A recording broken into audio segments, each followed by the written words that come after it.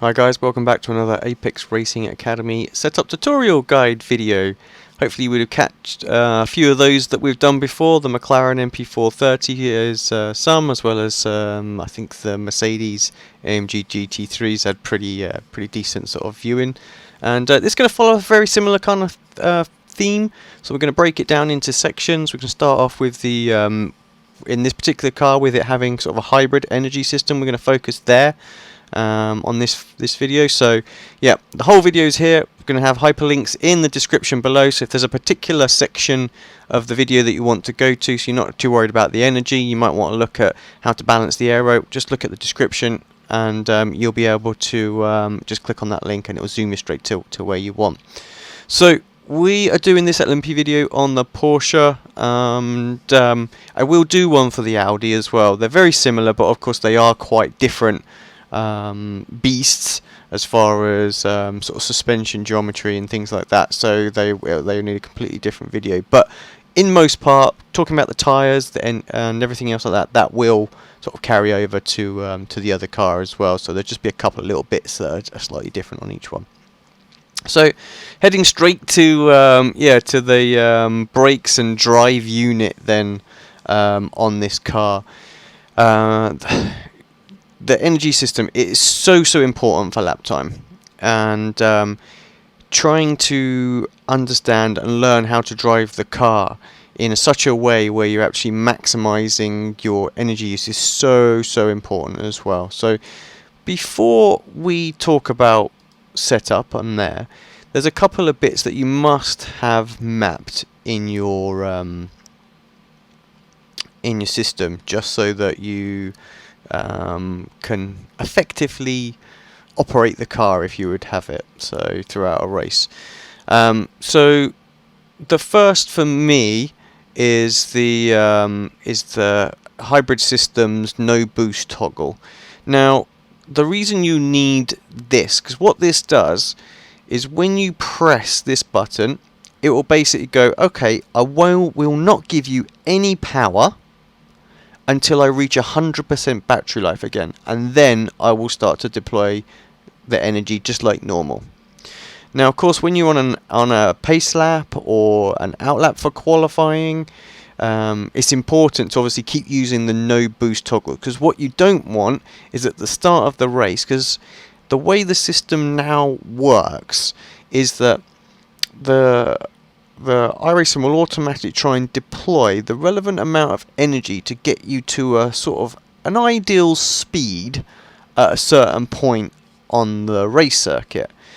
And of course if you're going slow, so a slow out lap, or you're going a pace lap, then it's going to try and give you a load of energy, so it's constantly going to want to use energy and drain that energy, which you absolutely do not want on the out laps and the pace laps. So this button, you have to keep an eye on the battery, because the minute it gets to 100%, it will of course start to deploy again. So you just keep an eye on it and keep it floating in and around sort of like the 90% range. Just keep pressing that, and again, just what you have to make sure is when you're ready to start the race that you have got it toggled so that it will deploy energy as normal. Otherwise, yeah, you'll be a sitting duck at the start. So just be very mindful of that.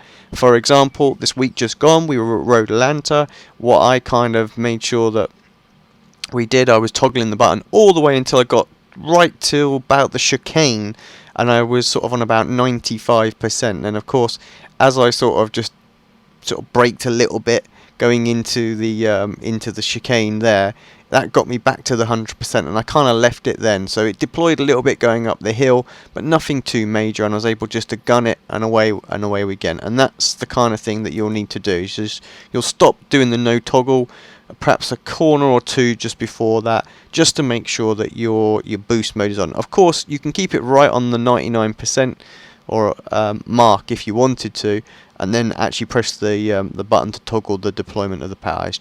That's literally what it does. It means, no, I'm not deploying, yes, I am deploying. So just get used to that. It's very important for qualifying that. The second button is your basically HYS boost hold.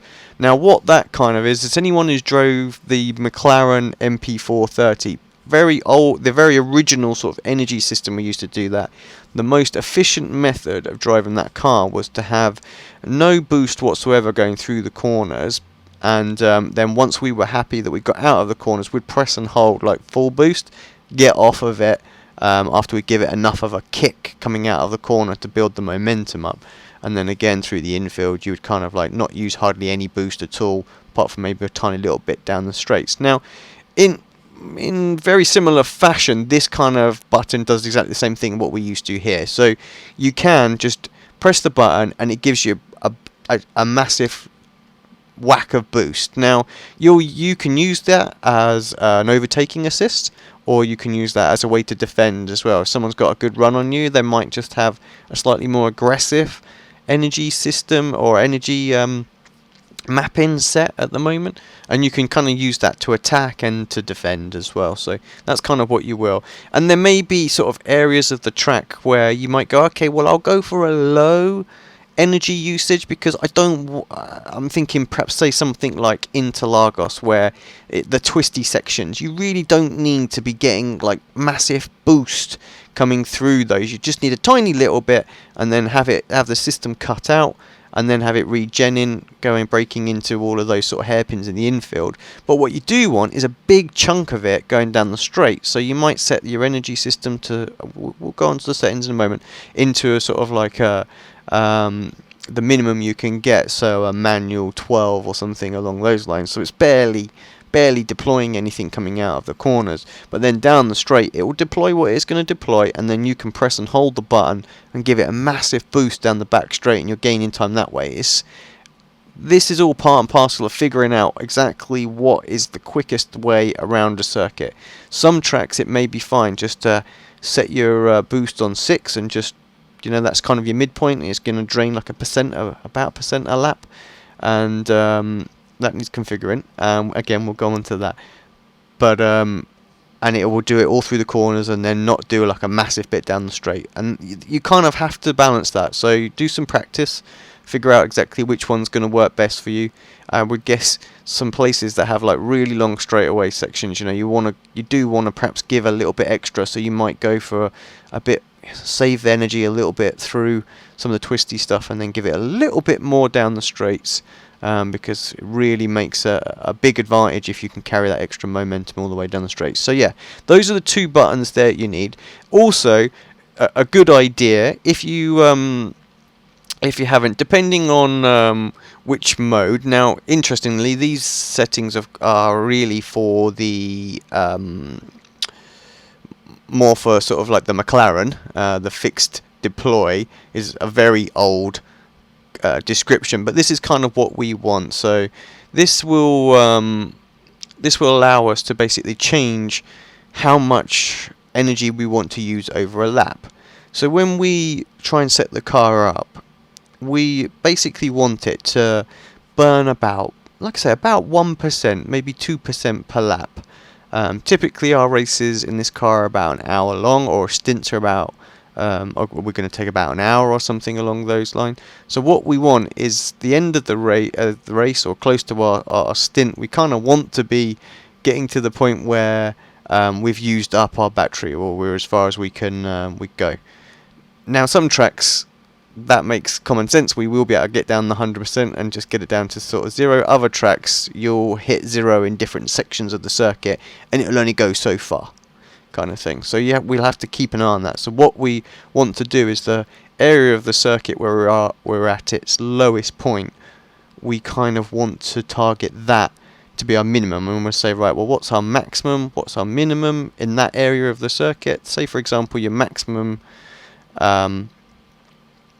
that you've kind of seen, so like your first lap going around there is only 50%, and then after a while, the minimum you're going to get to is kind of 0. Does that make sense? So your lowest point on your first lap of energy usage, you're looking at it, okay, my battery went down to 50%, and now all the rest of the lap it's above that. That gives you like a 50% window. So if it's a 50 lap race, then you can burn off 1% per lap. That's kind of what you're trying to target. If your lowest point of the lap is say 25% energy battery, then we only want to burn 25% energy battery by the end of the race. So that might mean that we're only burning 0.5% per lap. So I hope that I hope that kind of is a good explanation to what it wants. So yeah, you're looking at your point that's lowest, and that's kind of what you're trying to burn. Now, where you take that reading from, once you've figured out how much battery you've got to do, it's entirely up to you. Usually I just look at the start finish line, but you might want to do it at that physical lowest point and say, right, but I would use some sort of data system or something like that. Just off the top of my head, I'm just going to say Motec and VRS are the two to look at that. So you look at those, find your points and go, right, okay, I can work that out. But what this will allow us to do in the race, if we find we're actually burning a little bit more than what we thought we were, then we can increase or decrease the sort of the burn rate of our energy.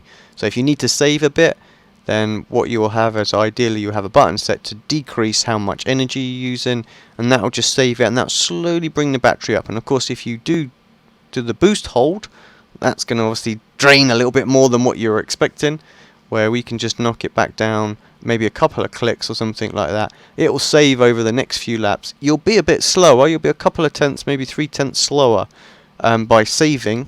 But what you do is your energy will slowly build back up. Now, of course, if you're in a pack, you can't really go anywhere or anything like that, you're just sort of biding your time, playing the long game, you might be saving the energy a little bit, ready to perhaps attack someone. As you know, you found that you're faster than them, so you go 3-4 laps on, say, a slightly weaker setting, but you're staying right underneath their wing. And then what you could do is go a couple of clicks higher for a few laps and just really attack them, go really aggressive. And you've got some energy to sort of to play with, kind of thing. So that's the kind of thing. So you go up and down, and that's the kind of tactics that you'll want to do. But yeah, so that is pretty much all you need as far as the energy system. Of course, there's lots of other bits. I mean, there is where is it here? This is, so you'll regain MGUK, regain, regen gain, increase and decrease. And what that will do is, so that takes the more you have, the more it will use, the more the rear wheels are used to try and regenerate energy. Now, honestly, if you've got anything other than the maximum setting here, you're kind of doing it wrong. You need to tweak your brake bias to work with that. If you find that the back end's all twitchy and locking up and stuff like that, then you'll have to shift your bias forward a little bit, but you have to have the regain on maximum. Don't change it. Yeah, it's just like saying, no, I don't want extra power. You know, you've got to have it there, and you've got to balance the car with maximum regain. So this is why I don't even have it mapped. Right, so to the car then, and into the area of the car that we want. So yeah, so the energy, like I said, so the energy regain, this is the setting that I was referring to. So I'm not sure why on the baseline setting it is 9, but your maximum is 10. So your first point of call always for the energy is to set this to 10. Your HYS deploy mode. Now this is, you've got the options of automatic and manual. Now, to explain the differences between the two, the automatic mode is basically going to try and learn the track and your driving style to some degree, and try and keep your energy at a set level. Now, it's, like I say, it's going to try and keep it so it's not really draining anything, it's not really gaining anything, if that makes any sense at all. So it's like it's the same, it's trying to give you the same amount each lap. So if you kind of want the car just to, if you don't want to worry too much about the energy, this is kind of like your setting. This is your easy mode, cheap mode if you would have it. Now what this might do is it might give you energy in places that you don't really want it. So be mindful of that. In other in other circuits and things like that, it might actually give it to you right where you want it, and you're not really worried about it at all, and it'd be absolutely optimized ideally. So it is worth trying and it is worth testing, but that's kind of what it does. It's just trying to maintain a level. Now of course, if you deploy some energy, like you attack somebody, you use the push hold button to try and zip past, what it'll realize is that, do you know what, oh, my energy's a bit low. It's like, I need to try and back that down a bit, I need to try and recover some energy, and that's what it will kind of do. So you'll have less power just for a little while, just while it tries to build your energy back to where it is. I find that you just don't have enough control over that. You don't really know what it's doing. Is it going to try and regain it over the course of the next 2 laps, 3 laps? Or is it going to try and do it over the next 10 laps if you've got like an hour stint, if you just really caned it? You know, if it does a lot really quickly, then you're going to be a bit of a sitting duck for the next few laps, and that's kind of not what you want. You know, when you make a pass, you want to make sure that you regain it. It's like you can probably have another few laps at the high level before you to sort of disappear a little bit before you start to save again, and you kind of don't have that flexibility with the automatic, where the manual you do. So my go-to setting is manual, because I like to have the control over that. The manual deploy trim. So what you've got is kind of like the different modes here. So 1 to 12, and what it's trying to do is trying to get your battery to effectively a neutral usage over the course of the lap. Now what I should have said, and what I should have said at the start of the video, of course, there's two things we need to consider with the energy. The first is we have an allocation that we're allowed to use per lap. No matter how much we've got in the battery, it's like that's what we're allowed to use. We're not allowed to use anything more than that. Once that is, even if we have 50% battery left, we can't use anymore. The other is obviously physical battery charge. Yeah, and we get that from obviously the different sort of regain systems. You know, the Porsche is slightly different. It'll get it off of like I think the turbo and things like that, and the exhaust gases, as well as through the braking. But I think the diesel, if I'm not mistaken, mainly does it off of the braking and something else. So excuse me, I don't know the technicals on that, but it's not quite the same. You're not going to regain going down a straight where you do with the Porsche. So yeah, so what we ideally want to do is because we've got this scope, what we don't want to do, we don't want to set our car up so that it's burning just 1% of energy, or so I've said 1% just as a round figure, just a little bit of energy every lap on mode 12. What we want to do is, because that doesn't give us any flexibility throughout the race, all we can do is burn more energy, because we're in the car. We can just go down to say, like, you know, all the way down to 1 if we wanted to 12. So what we do when we come in and set this car up, we head straight to it and we change that to number 6, and that should be a neutral battery state, which is kind of what it says down in the description at the bottom. You know, 1 should be like negative 25% use, so loads of deploy, and 6 should be neutral, and 12 should be 30% less deploy. So in theory now, what we should be looking at is gaining loads of energy if we're on mode 12, and really expelling loads when we're on mode 1. Now, of course, when we go out on the circuit, that's not necessarily what we get. And again, this is just something obviously that iRacing's will tweak every season. We might get little updates onto this, so we will have to quickly sort of go in, take last season's setup, and just manually change the HYS, so the hybrid system manual offset.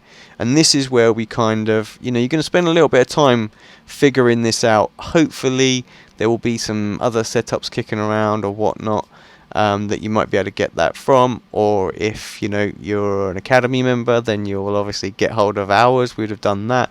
And to be fair, because this is a public video, there's a lot of different providers out there of different services now. You've got the Pure Racing School, you've got VRS.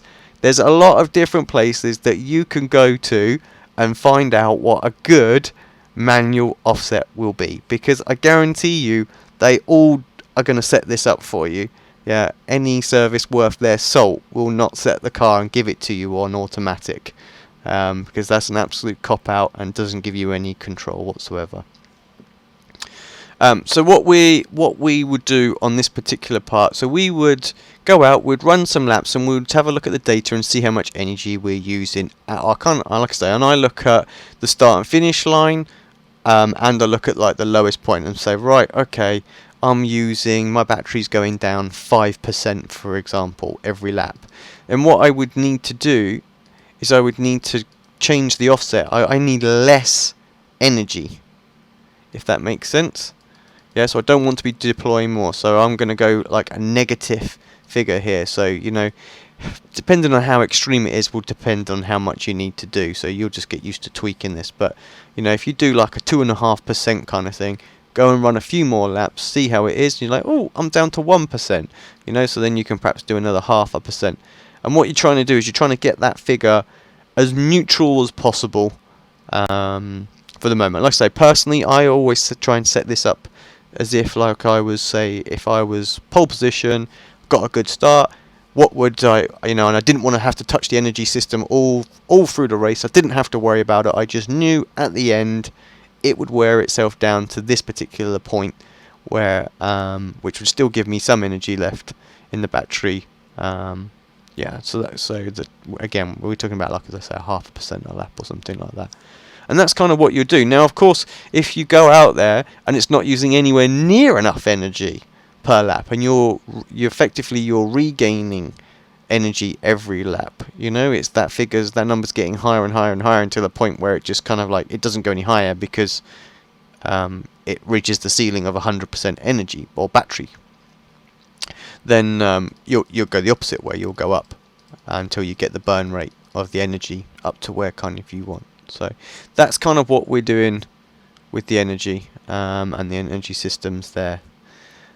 I think it can be a little bit time consuming to start off with, but you'll figure out pretty quickly what's going on. Like I say, it is well worth using different providers to get you an idea, or get you started where you need to be, because they'll all be doing it, and then just fine tune it for your own personal driving, because obviously it is different for everyone, and what might work for me might not work for you. For example, you might get on the power a bit earlier in some corners than me, not as early in other places, so you might not be using quite as much, or you might be using a bit more. So it really is something that you need to tweak yourself.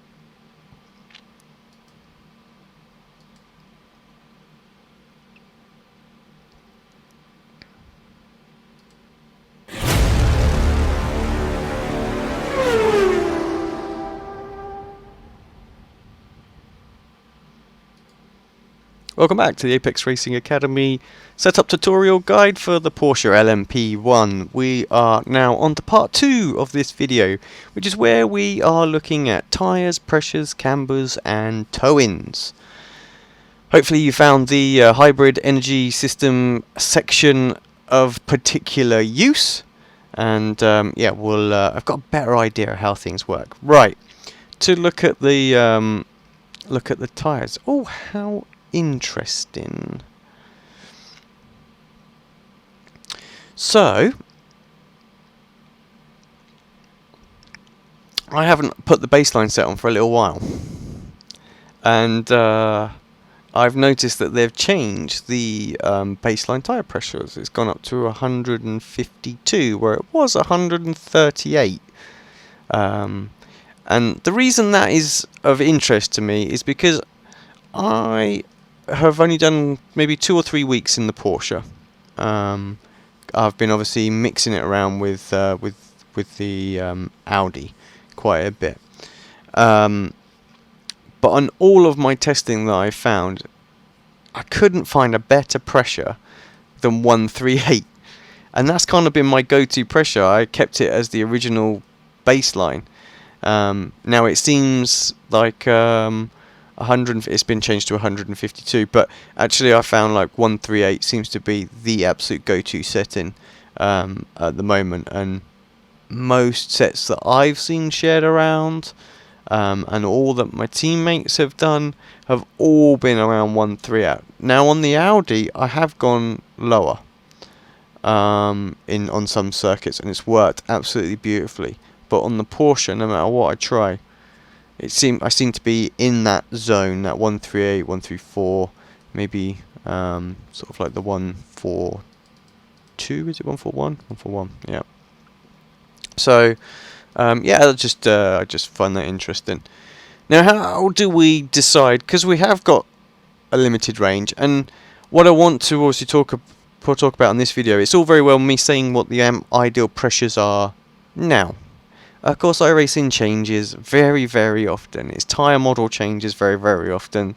So, while this is a good indication of what it is on this particular current build, it might not necessarily help you moving forward. So, how do we go about finding the right tyre pressures? Now, what I will have hoped is that by now you have got some sort of setup, whether it be the baseline or a past setup from a different circuit, a different week or something like that that you've got.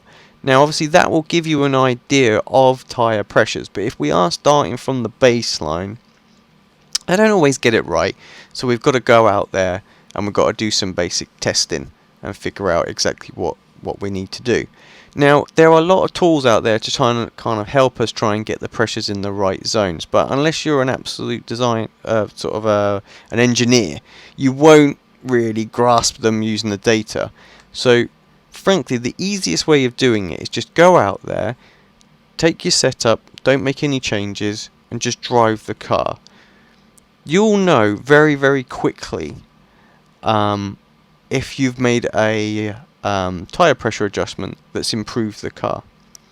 Now, if for example you are struggling in the high speed sections of the circuit, so here at Kota for example, let's say going through the S's, if the car just feels a bit rubbish through there, not responsive, a bit lazy, just seems to sort of wash through there.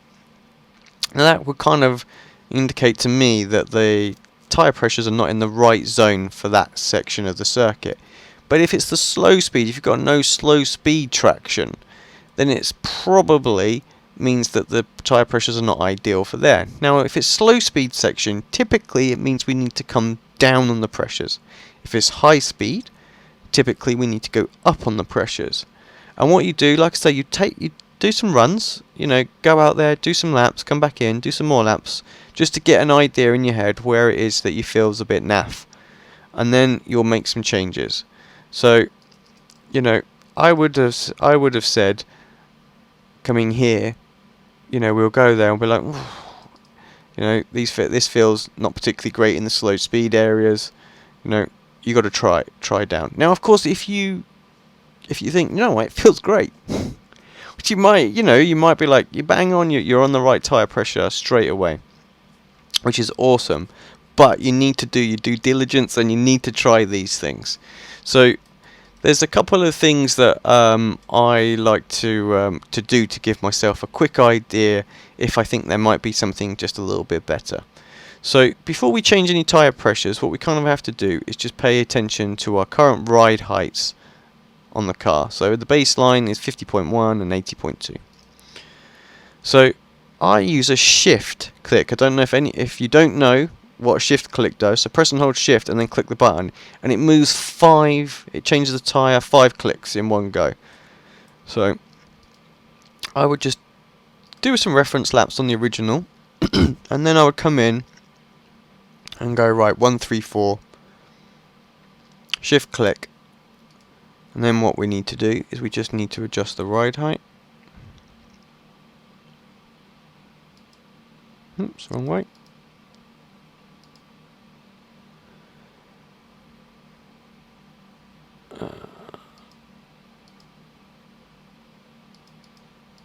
There we go. So back to the front. So I've tried to make as minimal changes to the sort of the offsets and the preloads as I can to keep, so we're not really changing too much on the car, and then we've got to do the same really on the rear. So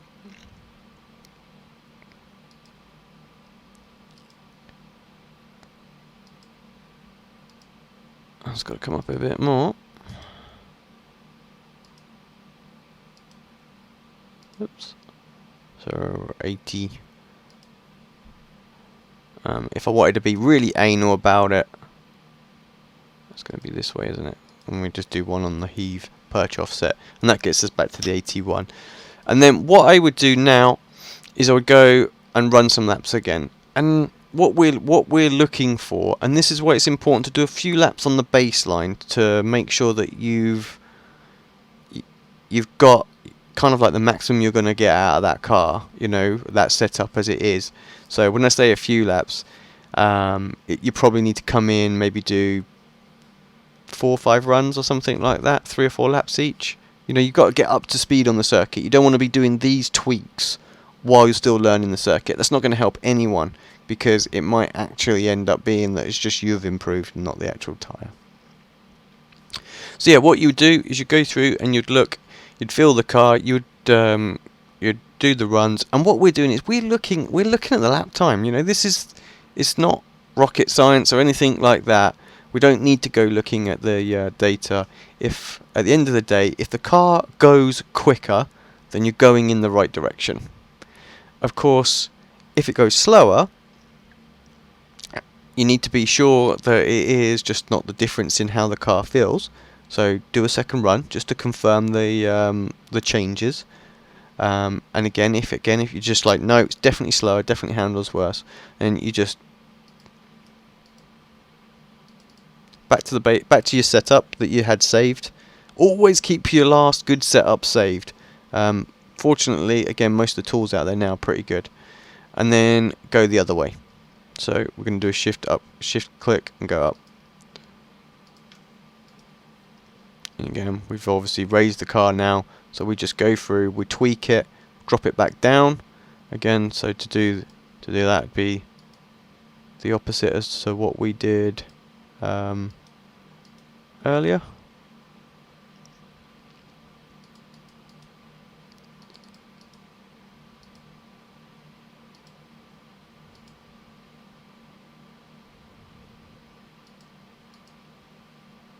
I can't quite get it bang on, so and you just sort of have to decide which one you want. And then again, you'd go out there, do some runs, see exactly what was quicker, what felt better to you, and compare. Now again, if you don't go any quicker, again, and the first tyre pressure seems to be the one, and to be fair, you're going to fall into a range pretty quickly based on what other people might be sharing, other services are sharing, where they're at, 'cause they kind of all use the same tyre pressure roughly, because they just get it in kind of an optimized zone.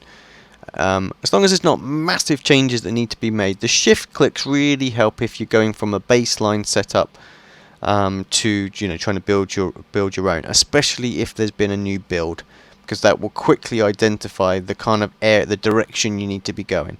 Now, of course, if you go faster, say for example we went up here and it did go faster. Now, like I say, I already said that I feel 138 is the best, but for whatever reason they changed the build, we've gone up, and 169, you was like, damn, that's quicker. Yeah. Then what you got to do is you've got to do the same thing again. So you've got to confirm the settings, get the most out you can out of that car, so a couple of extra runs or something like that. Again, it can be time consuming, but you know, if you really want to find the absolute best setups, that's kind of what you need to do. You need to put the effort in, and that's kind of where the team helps, because a team can really quickly go through the sort of tyre pressures and cambers very, very quickly when there's a new build change. Lots of people trying different pressures, saying if it's quicker or not. But yeah, to do exactly the same thing again. So you go shift click and you go up. You reset your ride heights and you go out and you do some more testing. If you go faster again and you've confirmed it, you go again. You keep going until you don't go quicker. Yeah, and then what you're trying to do is you're just trying to find that good setup. Let's just say the fastest we got was on the 169. What we might want to do is we'll go, okay, well we'll try one click. No shift clicks this time. Just one click up. Do we go faster? Yes, no. No, we don't. Okay, so we'll go back. and then you just try one click down. Did we go quicker? Yes, we did. Okay, great. We'll try one more click. Did we go quicker? Yeah, did the car feel any better to us? Yes, no, no it did not. Boom, 165 is your pressure that you want to go for. Do remember, this is good to do over like 2 or 3 laps. 5 ideally, just to give you a bit of a feel. And it's kind of more lap 3 and 4 and 5 you want to pay attention to. Not obviously lap 1 when the tyre's absolutely fresh and as fast as it can possibly get. Just excuse me for a second as I'm being attacked by bugs because my door's open and yeah, they're attracted to the light. Right, okay, let's move on to the next bit then on how we go about trying to find sort of the best camber for the circuit. I'm just going to quickly load back in the baseline. So camber's a tricky one, and now I'm not quite sure what it is with the way that the telemetry is being reported on the camber at the moment, because we can make sweeping changes and it doesn't make a great deal of difference. Now, a lot of that is to do with the curvature of the tyre and where iRacing are taking the temperature readings from, and sometimes they can look very, very out. Like for example, the MP4 30 is very rounded. You know how F1 tyres are very rounded, so the middle always seems to be sort of elevated temperature and things like that. So figuring out exactly the right cambers just using the temperatures can be quite tricky. And this is kind of a beginner's guide, so we don't really want to focus on Motec. So we're just literally doing it on a click, teaching you how to do it for a click monitor kind of change. So baseline setups gives us a 3.0 degree on the front and 2.7 on the back, which I believe has changed as well from what the default was. So I believe it was 2.5 at the back and 3.0 at the front. So again, it is minor. It's just somebody's just tweaked it, which is absolutely fine. So what we do again, we'll do some runs. There's a couple of things that we need to pay attention to with cambers. The first is kind of like the wear rate. That kind of give us a right idea whether or not we're getting the cambers into the right zones. So what we've got here is the temperatures and we've got the tread remaining. Now when we do like a 5-lap run, it's probably not going to be enough to really tell here. But what you will have is, in theory, your middle and inside wear rates should be about the same, as should the temperatures here. Now, with the temperatures, it's always worth noting these are the last temperature readings.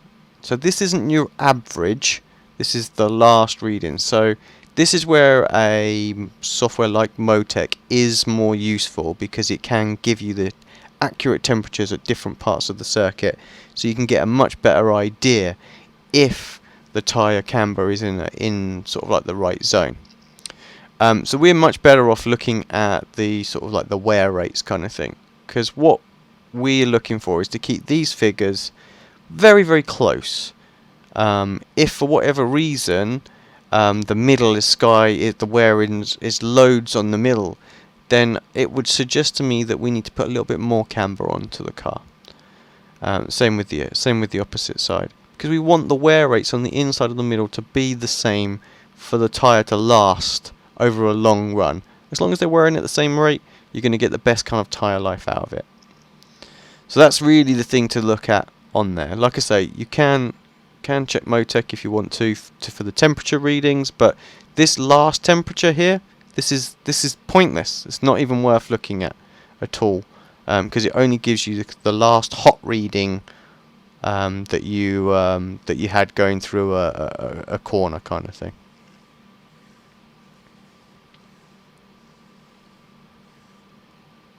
Yeah, if you read the description as well, actually. Come on, come back up. Why is it not coming up? Oh. Yeah, so outside, middle and inside temperatures of the tread rubber when the car last stopped in the pit stall or when the driver got out. So you got to remember that as well. So if you come skidding to a halt, that's also going to affect the reading. Or you've just gone round one particular corner, then that side of the car will be hotter than the other side. So, like I said, this is why the temperatures, yeah, not really great, because they can go up and down and things like that. You don't get an average at all off of it. So just kind of ignore those. So yeah, so pay attention, like I say, pay attention to the tread. Now, to talk about obviously the adjustments of the camber. So this is very, very simple process, just like what we've done with the pressures, really. We're going to go out there, and we've already done our testing with the pressures and things like that on our default level. So we're just going to go again. If you haven't got any previous setups or anything like that, or there's been sweeping changes to the car with a build, and this is what you do. The same thing. Shift click up on the front cambers only. Don't do the rear. We're focusing on one area of the car. That's the key thing. Don't do them both at the same, because if the front's higher is better for the balance of the car, but the rear's higher is worse, you might not know. You might just think, oh, it's just the same. So you've got to focus on doing just one thing at a time. Again, now that we've made camber changes, we've made some changes to the ride heights. So we just need to get the ride heights back to where they were. It's down again. I keep going the wrong way. Yeah, so to the 50.1. I've done a shift click as well. Now you will notice it hasn't gone up basically 5 clicks. It did go up 5 clicks, but when you adjust the preloads and things like that, it can affect it and drop it just ever so slightly. So it was 5 clicks, but it only gone to 3.4. So do that again. We go out there, we take it for a run. You know, we do 5 laps. We see how it feels. Was there any sort of initial optimals? Okay, if not, you know, don't worry about it right now. Let's confirm the data. Do another 5 laps or so. Get the confirmation. Was it faster in some areas? Was it slower? Let's see. If it's faster, you go some more. You know, you go to 3.9. You know, and then you once again you reset your ride heights. It's this way, wasn't it? Here we go. Yeah, back, and again you try again. If that feels better, you keep going further with it. If of course it felt worse the first time, then you go the other way until you find the ideal camber range for this particular circuit. And that's kind of what you'll do. So every sort of track, let's say for example you've done a few tracks and you're like, you know what, most tracks I'm in that sort of I'm in that window where say 3.2 is my optimal. Let me just quickly put that on so I don't have to faff too much with the ride heights. I keep going the wrong way.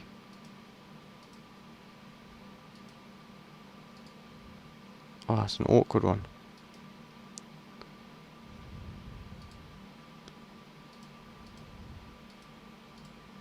There we go.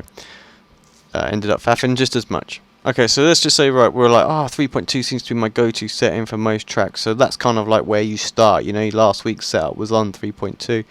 So you do that. And you know that no matter wherever you've tried, like, there's no point in going up to, like, 3.7. It's just never been good. Then don't do a shift click, you know, just go up, you know, 2 clicks or something like that and go out there and try it. It might be that just for this circuit, just that tiny little bit of extra camber might just get you in the zone that you want. Or it might be just 1 click less, you know, so just try 2 clicks down to start off with. Gives you an idea. If you're not getting anything, you do have to try just the 1 click as well. So if let's just say 3.3 made 3.4 made no difference whatsoever. Sorry, just getting it back to thing. So 3.4 made no difference. You're like, it's not really quicker.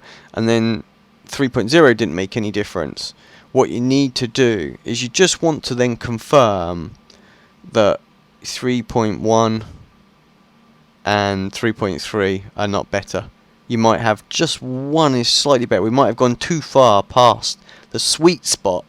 Might well be 3.3, so that's kind of thing. So you do have to go through the effort of changing it to 3.3 if you want to get the absolute precise. Now, it's easy to be lazy when you're trying to find absolute fine margins.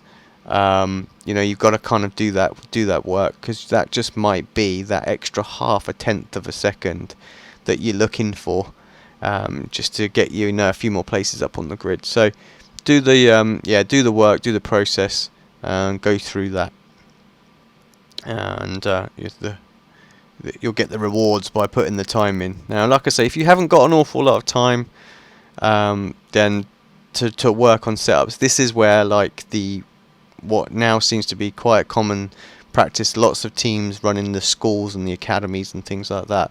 So jump onto one of them, and just grab a setup. Super useful. Most of them now come with the telemetry data as well, so you can actually compare yourself against them as well. Some of the sort of the pro drivers, I know ours does as well. So we have a VRS team within our academy, so you can come grab the setups that we do, and then actually see the laps against that. Now, it's not like there's a data pack. As a community, everyone's sort of sharing little tweaks and things like that. And if they choose to upload their setups, they can do. But their telemetry data when they're running it is also on there as well. So there's there's a big group of people kind of working on, and then little subtle changes are available to see throughout the whole sort of academy. So yeah, do take advantage of these services. That's kind of what they're there for. With the rears, it's just the same principle again. Go ahead and change, do a couple of clicks if it's not, or a shift click if it's from the baseline. Find out, get yourself into the right zone. Nothing too dramatic about it. Really, don't worry too much about the wear rates, unless these figures come massively out, which I don't think they're going to do. Typically, if you get the car going quick, it's because you've got the cambers in the right zone, so you're maximising the contact patch on the circuit. It's pretty kind of almost like a one-to-one. It's very, very unusual that the car will go a half a second faster, but it's going to wear out the inside of the tyre 15 laps faster than having it just a little bit down there. So most of the wear more comes from the suspension and actually generating heat in the tyre. So we might have stiffer suspension or something other than the rear, causing the rears to heat up a bit too much, or we're getting wheel spin and traction loss and things like that. That's what causes the extra wear more than anything. So right now, just go through those simple changes to figure out your settings. Okay, so let's just talk all about the last bit when we're talking about tyres, cambers and tow, which is the towing. And I'll be honest, towing is the changes you do in towing so minor, and they really make such a very, very small difference with the car. But typically every car you'll see is going to be set up with a positive rear camber and a negative front camber. Now, with the current iRacing tyre model, and again, this is not going to stay true forever, things will change. Most people, we do run very, very close to minimum sort of towing, the actual physical number. And that's really, again, I believe down to more temperature related issues. Obviously the temperature has a big effect on the tyre and lap times at the moment. You can jump into one session to another, and especially here at COTA, and you're 7 seconds faster just because the track's cooler. And towing has quite an impact on the temperature of that, so we do tend to keep it very, very low. So less tow out, is less temperature build up. So yeah, this is why you'll see a lot of setups very, very, very, very low. Obviously we've got tow in at the moment,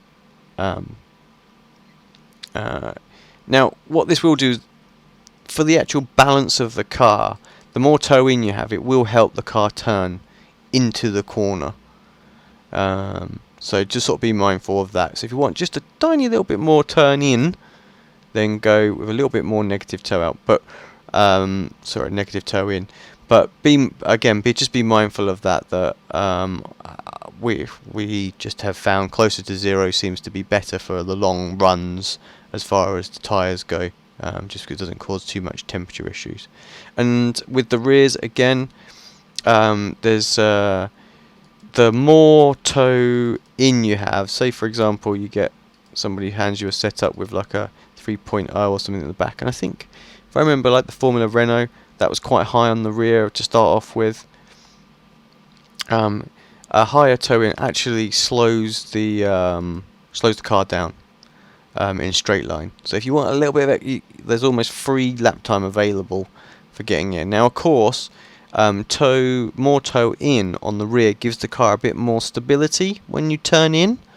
So if you've got just a hair too much, say, oversteer on entry, you just want to settle the car down, then a little bit more toe in at the back, that will help that out. So if it's just a bit twitchy, under braking and turning in, just try a little bit more. But again, there seems to be at the moment the go-to settings is as low as you can get on the positive side on the rear, and pretty much as low as you can get on the negative on the front, and then balance the car elsewhere.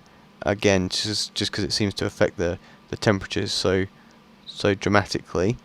Over the long run, it just seems better to have them there. Now, of course, if you're doing short little races like we are in the Le Mans series at the moment, might not be too much of an issue.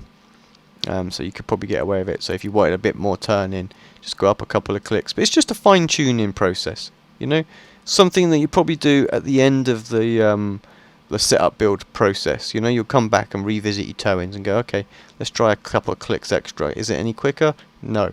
You know, let's try it the other way. Is it any quicker? Yes. Okay, I'll go more.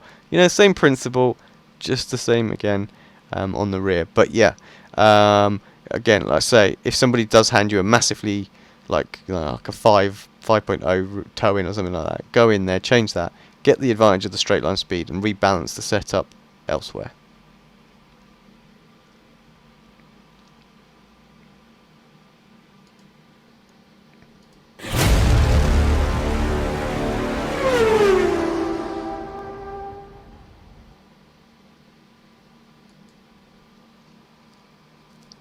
Welcome back to part number 3 of the Apex Racing Academy. Forgot where I was at for a second. LMP1 Porsche setup tutorial guide. Alex Simpson here, and yeah, I hope you enjoyed parts 1 and parts 2, which focused on the engine, the boost, the MGUK, and then obviously tyres, pressures, cambers, and tow for part 2. In part 3, we're going to look at the aero balance, so the downforce trims. Sort of the different sort of gurney flaps and the wing configs that we can have, as well as the front and rear ride heights and rake and how it all works, and what we can do to affect the balance of the car using the aero dynamics. Right, so to jump straight in then, the Porsche has a couple of aerodynamic configs that we can have. We've got a low and a high.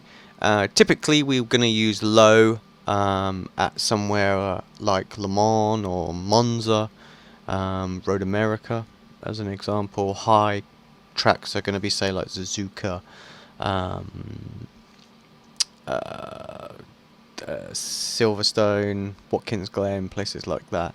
And then you might have some tracks where both configs might work quite well, but you've just got to kind of decide which one you want to go with. As an example of that, maybe something like Road Atlanta. We've just been here.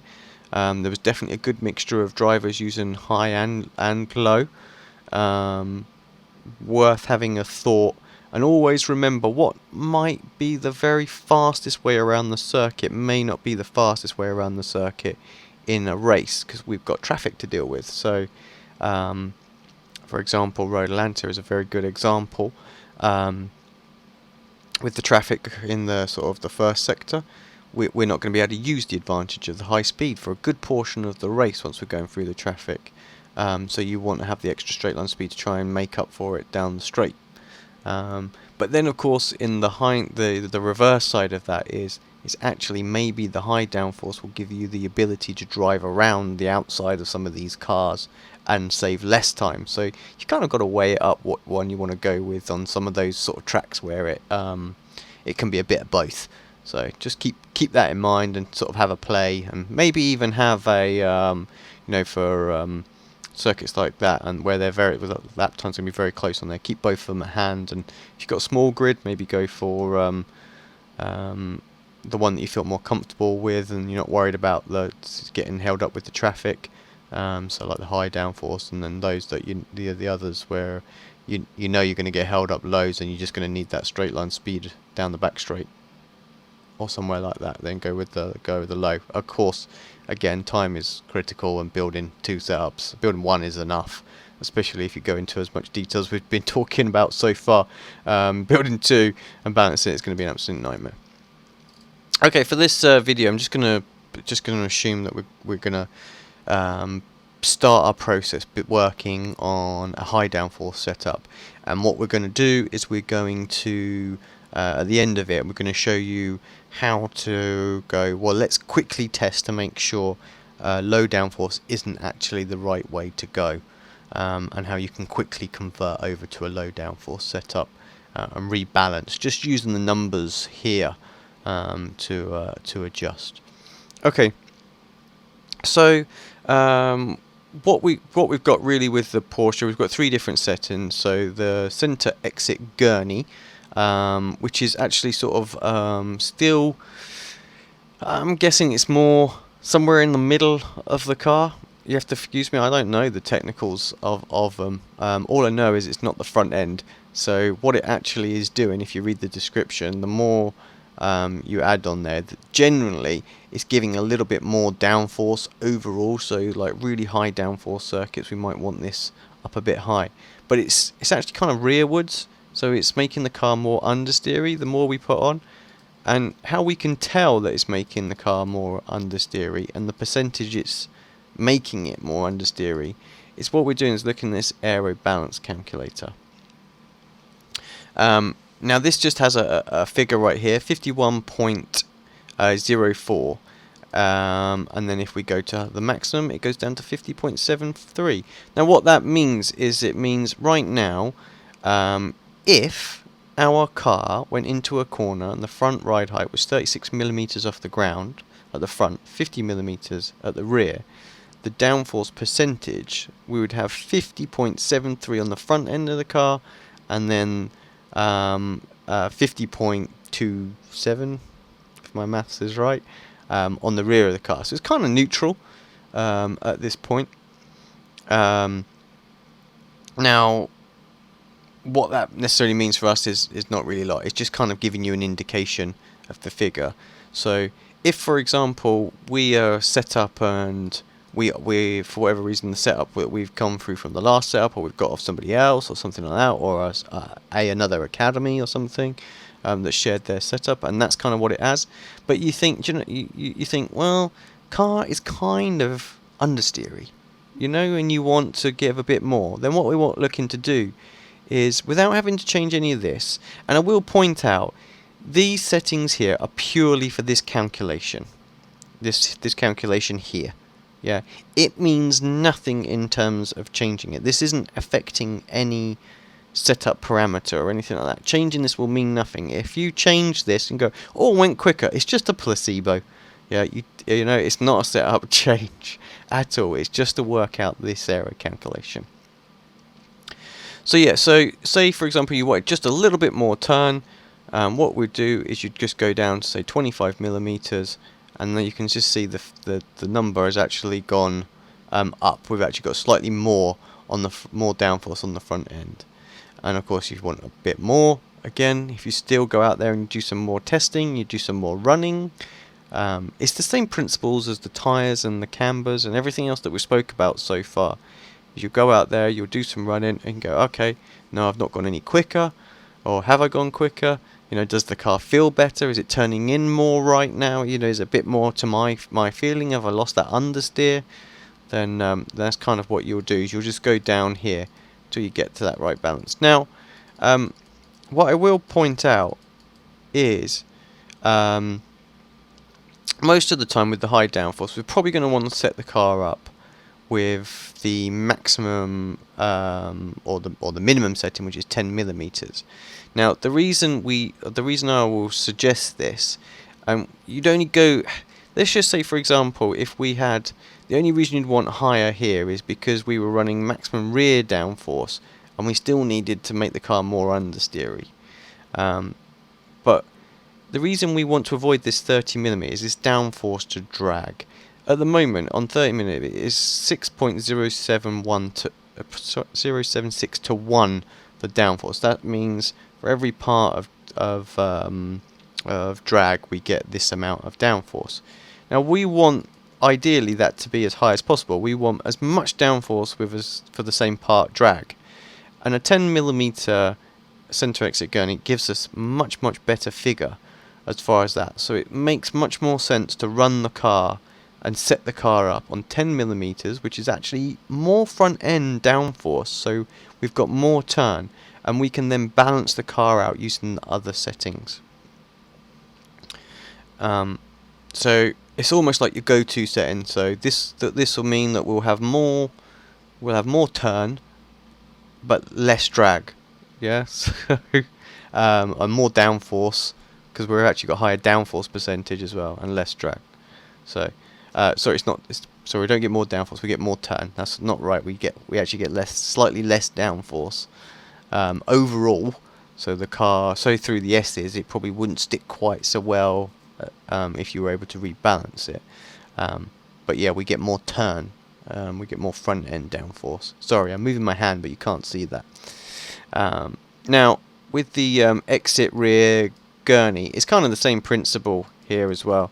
So what we're changing here is the size of the rear deck gurney flap. So increasing it will add your downforce. Again, it's at the rear of the car, but again, it's at the fact that we're going to add a load of drag to it as well. So again, if I change this, you can see the massive changes. 5 millimeters, much bigger than what it was off of the center exit gurney. You know, and that can make sweeping changes to the balance of the car as well. But again, it really adjusts this downforce percentage hugely as well.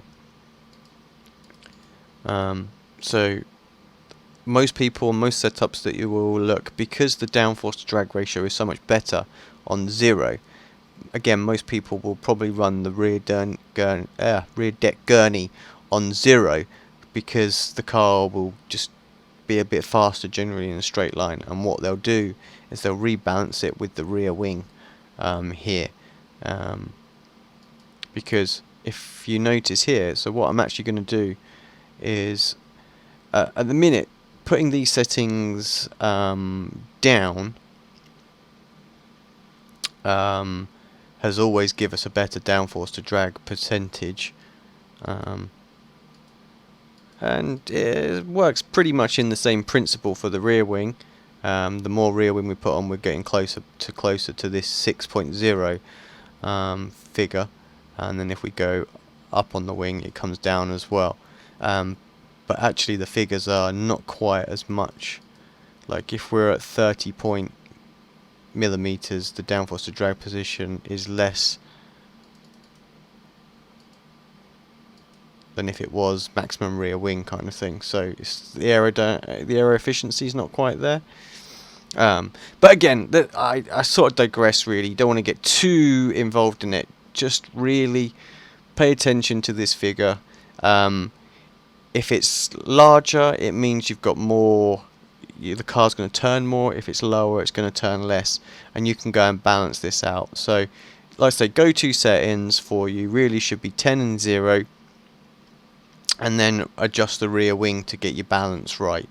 What you'll do is you'll go out there, you'll do some laps with, say, maybe the sort of mid-range, feel how the car is. If it's really twitchy in the high-speed sections, you know, or you get massive amounts of oversteer on entry, then what you're going to want to do is you want to come up on the rear wing, so a click higher here. That will give you less front end percentage. You can see it's gone from 51.04 to 50.16, so the car won't turn anywhere near as much now, but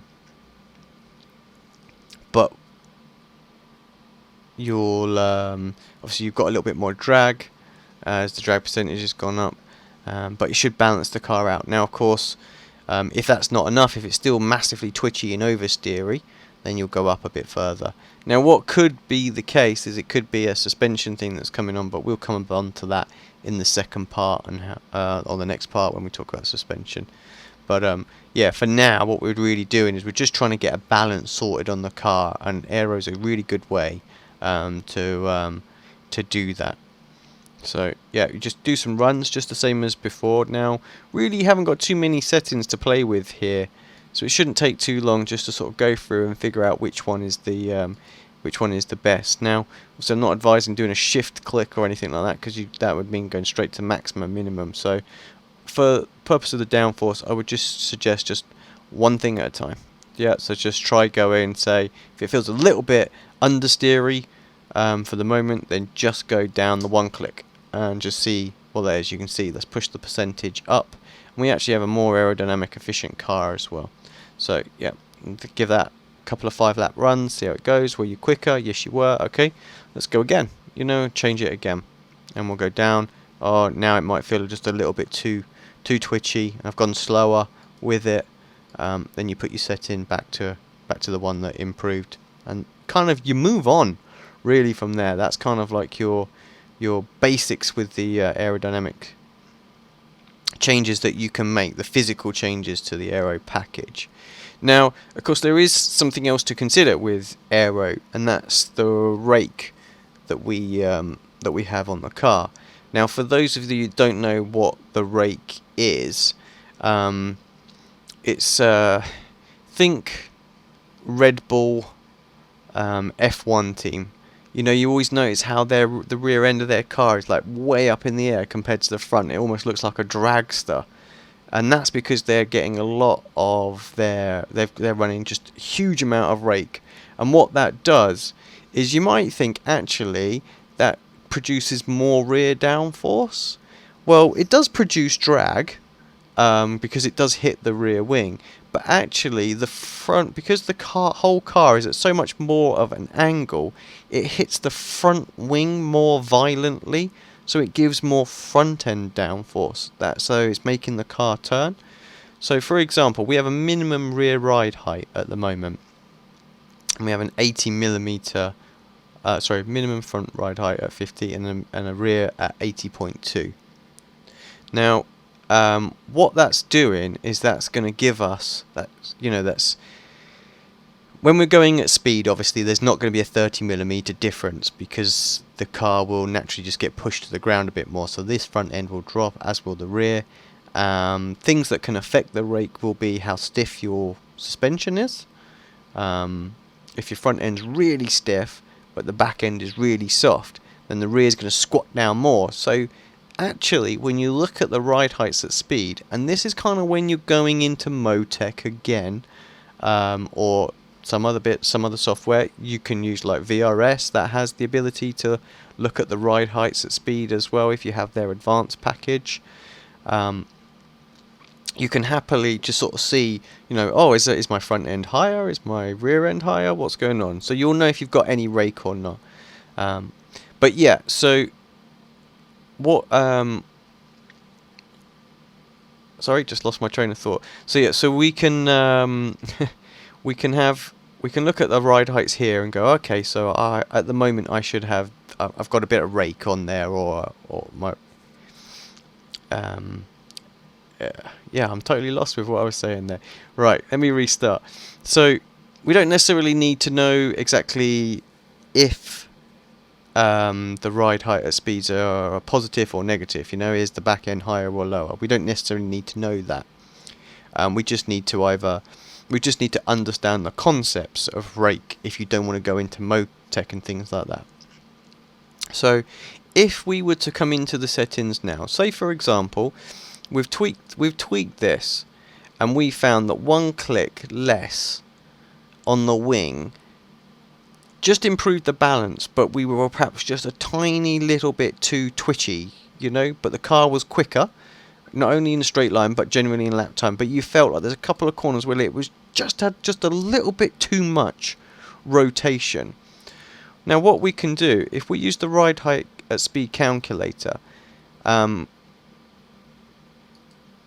difference between the two settings that we've got on here, so we've got the rear wing before the improvement was we had a 51.04 percentage front aero downforce percentage, but after the change we had 51.97. So there's almost like a whole percent difference between the two. Now what if we only wanted, say, a 0.5%? We thought, you know what, half of it might balance our car perfectly. What we can do is we can go to the rake and try and get that 0.5 percentage. Now the ride height at speed change in here, so this gives us a clue. So what we're looking for is we're looking for a 51.5%. So what would we need to do on the ride height at speed to get that down to a 0.5%? Now it's worth pointing out that while I've just clicked it here, this is not like a garage. This isn't a garage setting. So if we're just going to change the ride height at speed, say, I mean, let's say to get to the 50%, it's gone from 43. Sorry, it was 50 to 43. It's not saying, right, let's drop it down 7mm, because it doesn't work quite like that, because obviously the car compresses and things like that, or it might pop up a little bit more depending if you're under braking and that. But what it is, that does give us a bit of an indication as to say, right, well, on the track we do need to drop the ride height to get that 0.5% by about 7 mil when it's at speed. So I'd be like, okay, there's no point in going on here and just going, alright, okay, I'll just drop the rake a bit. Let's change it from 80.2 down to 79.6. Oh well, just to even it out on the other side, 79.4 for example. That change is going to be so small that it's really not going to affect the car, and I think that's where a lot of people get lost with Rake quite quickly, because they're like, well, you've barely made any difference whatsoever. So you do want to make some kind of big changes. You know, it gives you an idea. So this said 7mm. I would have said, like, you need to try like half of that to start off with and see how the balance feels. So where we were 80 point something, weren't we? 80.3. You know, let's take it down to, so that's 2mm. You know, I would, like I said, I thought 3.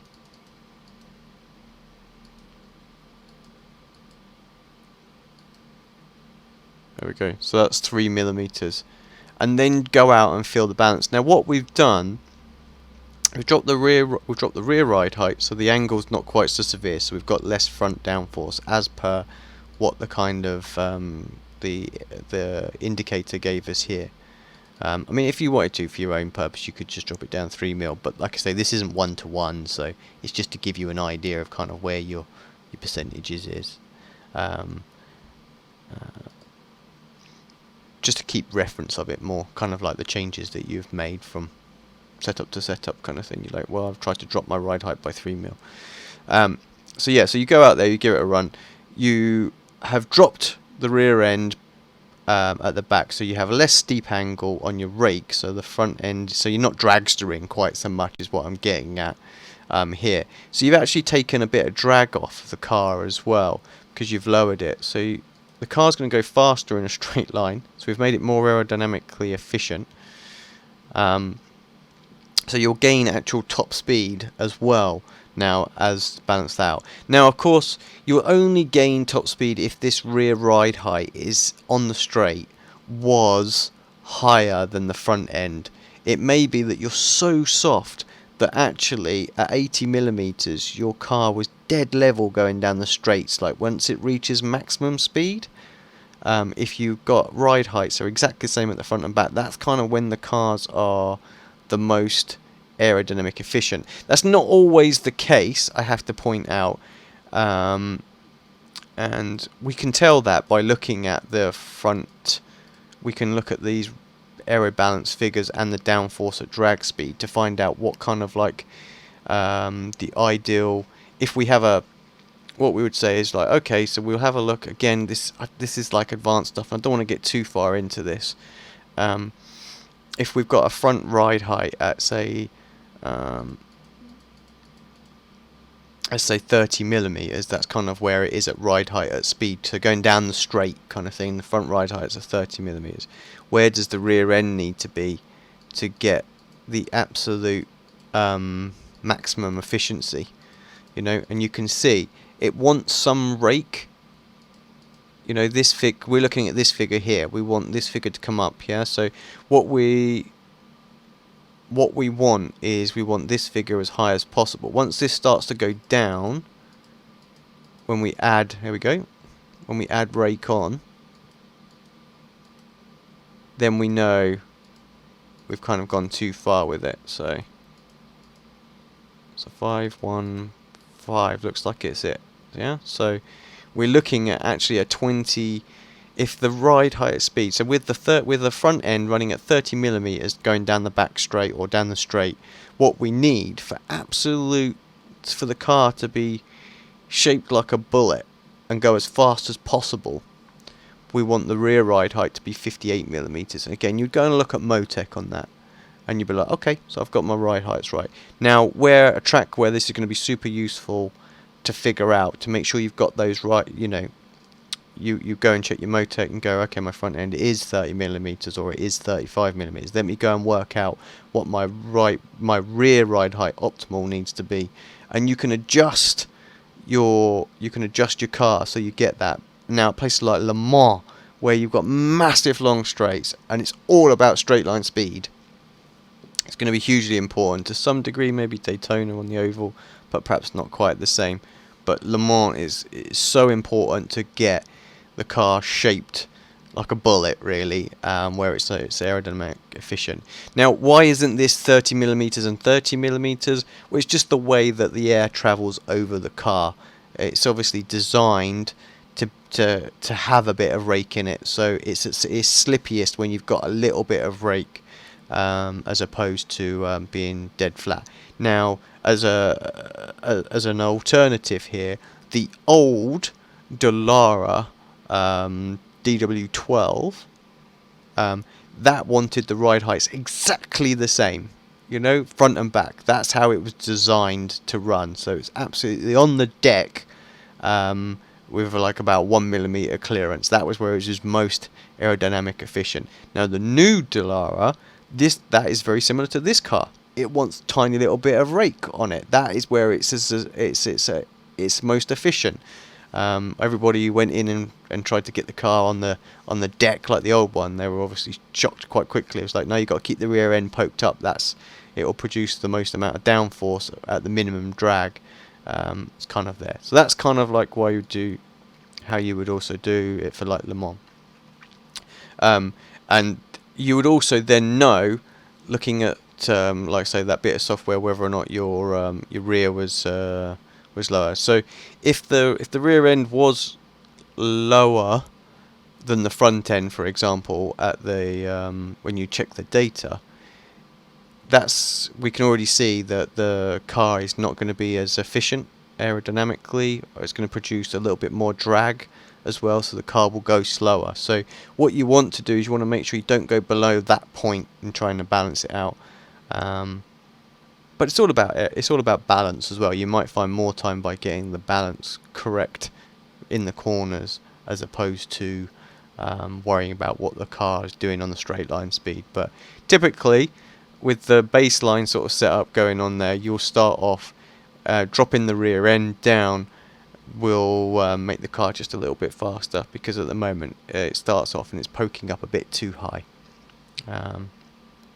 But yeah, some setup you might start off at 70 millimeters and you've made some changes and you want to drop it again. Well, that one might actually be really, really low, and actually the back end is sort of dropping down. But anytime you go beyond this sort of optimal range, you know, because obviously for 35 millimeters, no, well, frankly,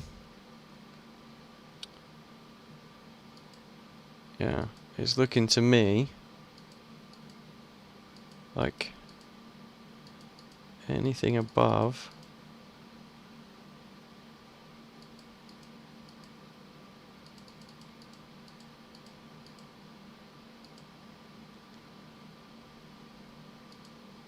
yeah, it's strange because I've put the front end up and actually it's asking for the rear ride height to stay to actually come down a little bit, so it's weird how the aerodynamics are working. But yeah, so you can see we're kind of chasing this figure, but we do look like we're around about this sort of 55 mil on the back. But yeah, there's definite correlation that says once the front end comes up a bit higher, the rear end wants to actually come down to make it a bit more efficient in a straight line, which is a bit odd. But yeah, every car is a bit weird with its aero, you know, because obviously there's more air going underneath it or something like that, which is affecting it. But yeah, so that's kind of aerodynamics and the rake, you know, how you can just directly affect the rake. Of course, if you were to put if you want the car, quite the opposite is true. If you went to this setting and you were like, oh, it's just not enough, I still want a little bit more turn, but this one was too much, yeah, then you would just come in here and you'd make the ride heights higher. So you would say, well, where it was on 80, for example, you'd be like, right, I just want a tiny little bit more. So, you know, you can come up and it's like an extra 1.6 mil or something like 1.5 mil at the back, you know, and that'll give you just a tiny little bit more turn. And again, you can look at the calculator and go, well, an extra mil, okay, yeah, that's, you know, 0.08, that's not an awful lot, might be all I need kind of thing, you know. But if you want, say, 0.2%, the downforce, then you might need to go up just a little bit more. It's just a guide, really, that is. Okay, so let's talk about how, and not to go too much into suspension here, but this really does need to be talked about as far as ride heights go as well. Now, when you make, we'll just focus on the heaves a little bit, because that's kind of really the important stuff here. So we have a heave spring on these LMP1 cars. Now, what the heave spring does is that mainly is affecting sort of like the ride height. So it's the center of the car, but it's mainly affecting the ride height. So it's a stiffer spring, which is obviously up to the right, lower spring. So softer is to the left, higher, stiffer to the right.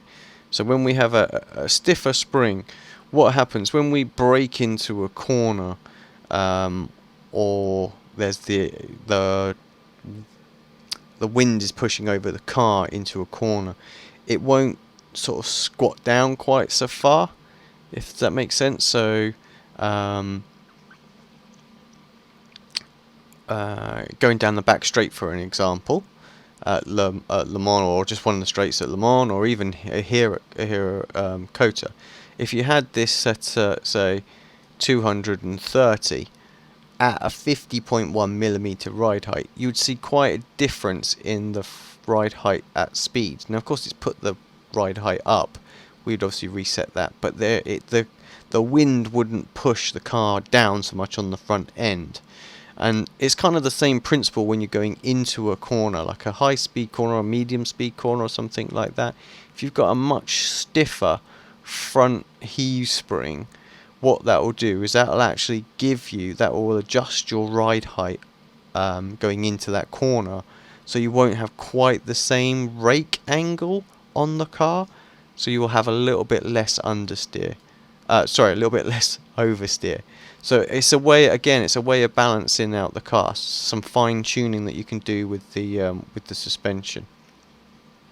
Now, it typically says that, you know, a softer car produces more grip, and a stiffer one sorts the pitch out of the car. So if you're trying to keep an aero balance sort of in check kind of thing, a stiffer sort of heave would be more advisable.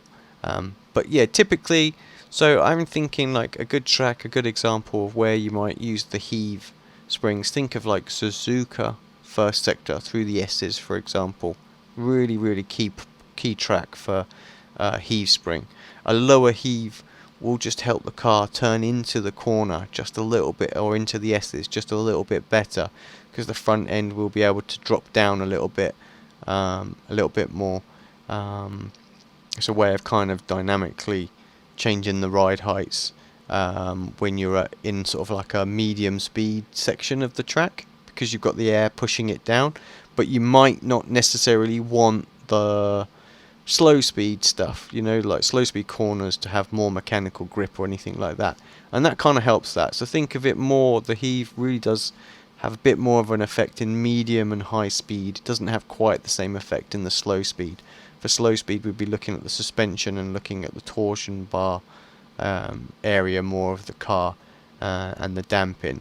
So yeah, so in the medium and high speed, you're really looking at the heave spring. So if you think, oh, I've still got just a tiny little bit too much oversteer, then in this section of the circuit. So again, I'll say the S's, for example, here at Kota, and you're like, oh, it's just a tiny little bit twitchy, but actually the car feels really good in the slow speed stuff. Then you could just nip this up a little bit at the front, readjust the ride heights back to what it was, and that should just sort out your balance as well.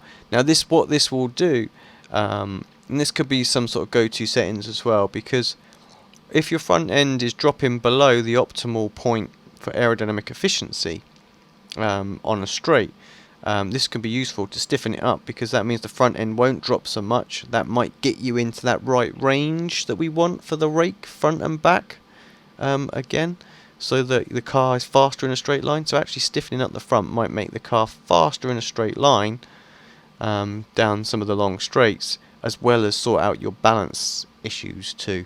So there's lots of ways you can skin a cat, I'm afraid. And the same works with the rear. Before we head to that, obviously you've got the push rod length offset and the heave perch offset. I'll come on to those on the suspension, but you've obviously seen me already in this video just fine tuning. Now fortunately we haven't got a spring deflection level that we have to worry about too much. In like the F1 cars, you have like a limited range, and you kind of got to keep it in there before it fails. So, but we've got quite a huge range to play with here, so it's not too much of a problem. Yeah, so the rear heave works in exactly the same principle. In the slow speed corners, it's not really going to do a huge amount. It does have an impact.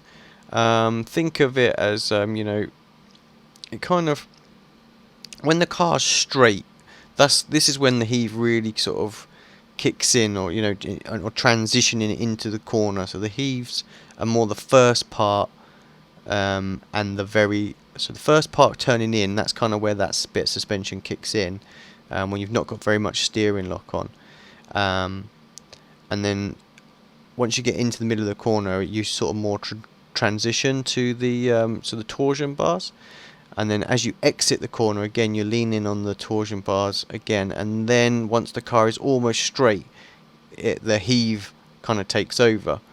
What it's trying to do is, because the heave is trying to keep the rear end at a certain ride height, so it'll affect how the car comes off of the corners as well. So that's and again, if you've got a stiffer rear heave, what it's kind of doing is that's going to keep the rear end up in the air, yeah. So that's going to give you more rake, and that's why it gives you extra rotation coming off the corner, because your ride height speeds are changed.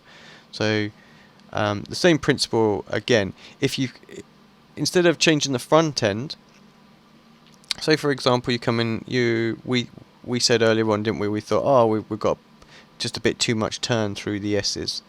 The same principle could be right. If your ride height of speed is absolutely bang on the front, you know, it's at the optimal range.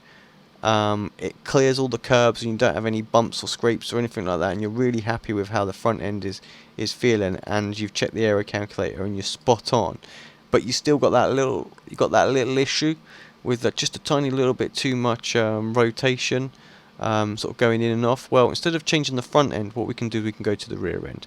So we can actually soften the rear end just a slight little bit, and what that would mean is, because it's not got that the spring holding it up in the air, it will give you it'll drop the rear end just a slight little bit, so you have a slight little bit less rake on the car, and it'll sort of sort the balance out a little bit for you, so it won't have quite so much oversteer. And then of course on the straights, because it's a little bit softer, it means that the wind going over the wings will actually have more an effect on the car, so it'll push it down further on the straight, which might get you into that more optimal range to make the car a bit slippier, so you'll gain a little bit of straight line speed. Now of course, if you've gone beyond the point where the car is at its most aerodynamic, you know, then of course it will slow it down. So again, you need to check your calculator and check the Motec for that. But again, for this video, my advice is just use it as a balancing tool, and then go and check it. For the most part, most of the settings will start off with it being slightly higher, and then we can work it down into an area, and you'll soon know by dropping the rear heave or the rear ride height when you stop gaining straight line speed. You'd be amazed how much time you can have. You'll never get high downforce set up to be so efficient that it will be as quick as a very inefficient low downforce one. But it won't be actually that far off. I think you could make a really rubbish low downforce set that is pretty slow in a straight line, where a high one is pretty quick. But certainly I know over some of the default sets that have been thrown around, I've picked up maybe 6-7 kilometers an hour of straight line speed just by getting them more efficient on a straight line, and balancing the car with the different suspension settings. But yeah, so that's how we can affect the heave, affect the rake with the heave.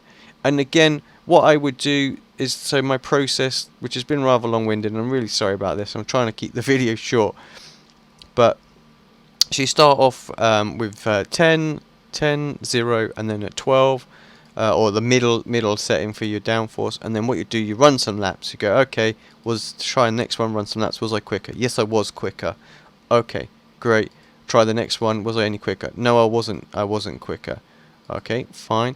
Then what you do is you come over to your ride heights, and you basically change your ride heights. You go, right, okay, let me try going down on my ride heights a couple of millimeters. Was I quicker? Yes, I was. Okay, go some more. Go a couple of millimeters more. Was I quicker? No, I wasn't quicker. And actually I felt like I got a bit of understeer now in the corners, kind of thing. Then what that can possibly do, you can go, right, well, I'll go back to the setting that gives me the optimal speed of the car, and then what you can do is you can look at the rear heave and go, right, let's try and fine tune that. Let's go up on the rear heave. Does that make it quicker? Have I lost too much straight line speed? Yes, no. And do some tweaks on the rear heave, because what you're trying to do is you're trying to basically zero in on the ideal aerodynamic balance, and these are the settings that you kind of tweak early on to do that, and then you repeat the process for the front. Just the ride heights on the front, you're pretty much always going to be set on a minimum ride height of as 50.1 or something like that is what you can what you want. Car just seems to, you just get into the right range in the aero balance, or the downforce to drag ratio, by having it as low as possible. And then again, like I say, just fine tune the front end with that.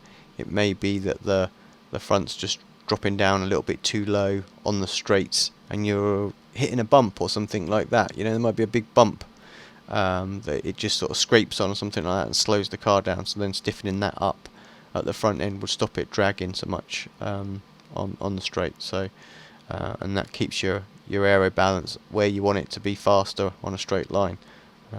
Yeah, so that's pretty much the aero. I imagine there's a whole bunch of questions, but I hope I tried to give you a quick guide on how to do it. I'm not even sure it was quick, so sorry. You probably come out of that gone, I'm more confused now than I was before. I've tried to help. Post some questions, PM me. It's no problem. You know, if you've got anything, I'll try and jump onto the video and answer as many questions as I possibly can. But yeah, that takes care of part number 3, which was all about sort of aero balance. In the next part, which is coming up, we're going to take a quick look at the suspension. So I'll see you there in a second.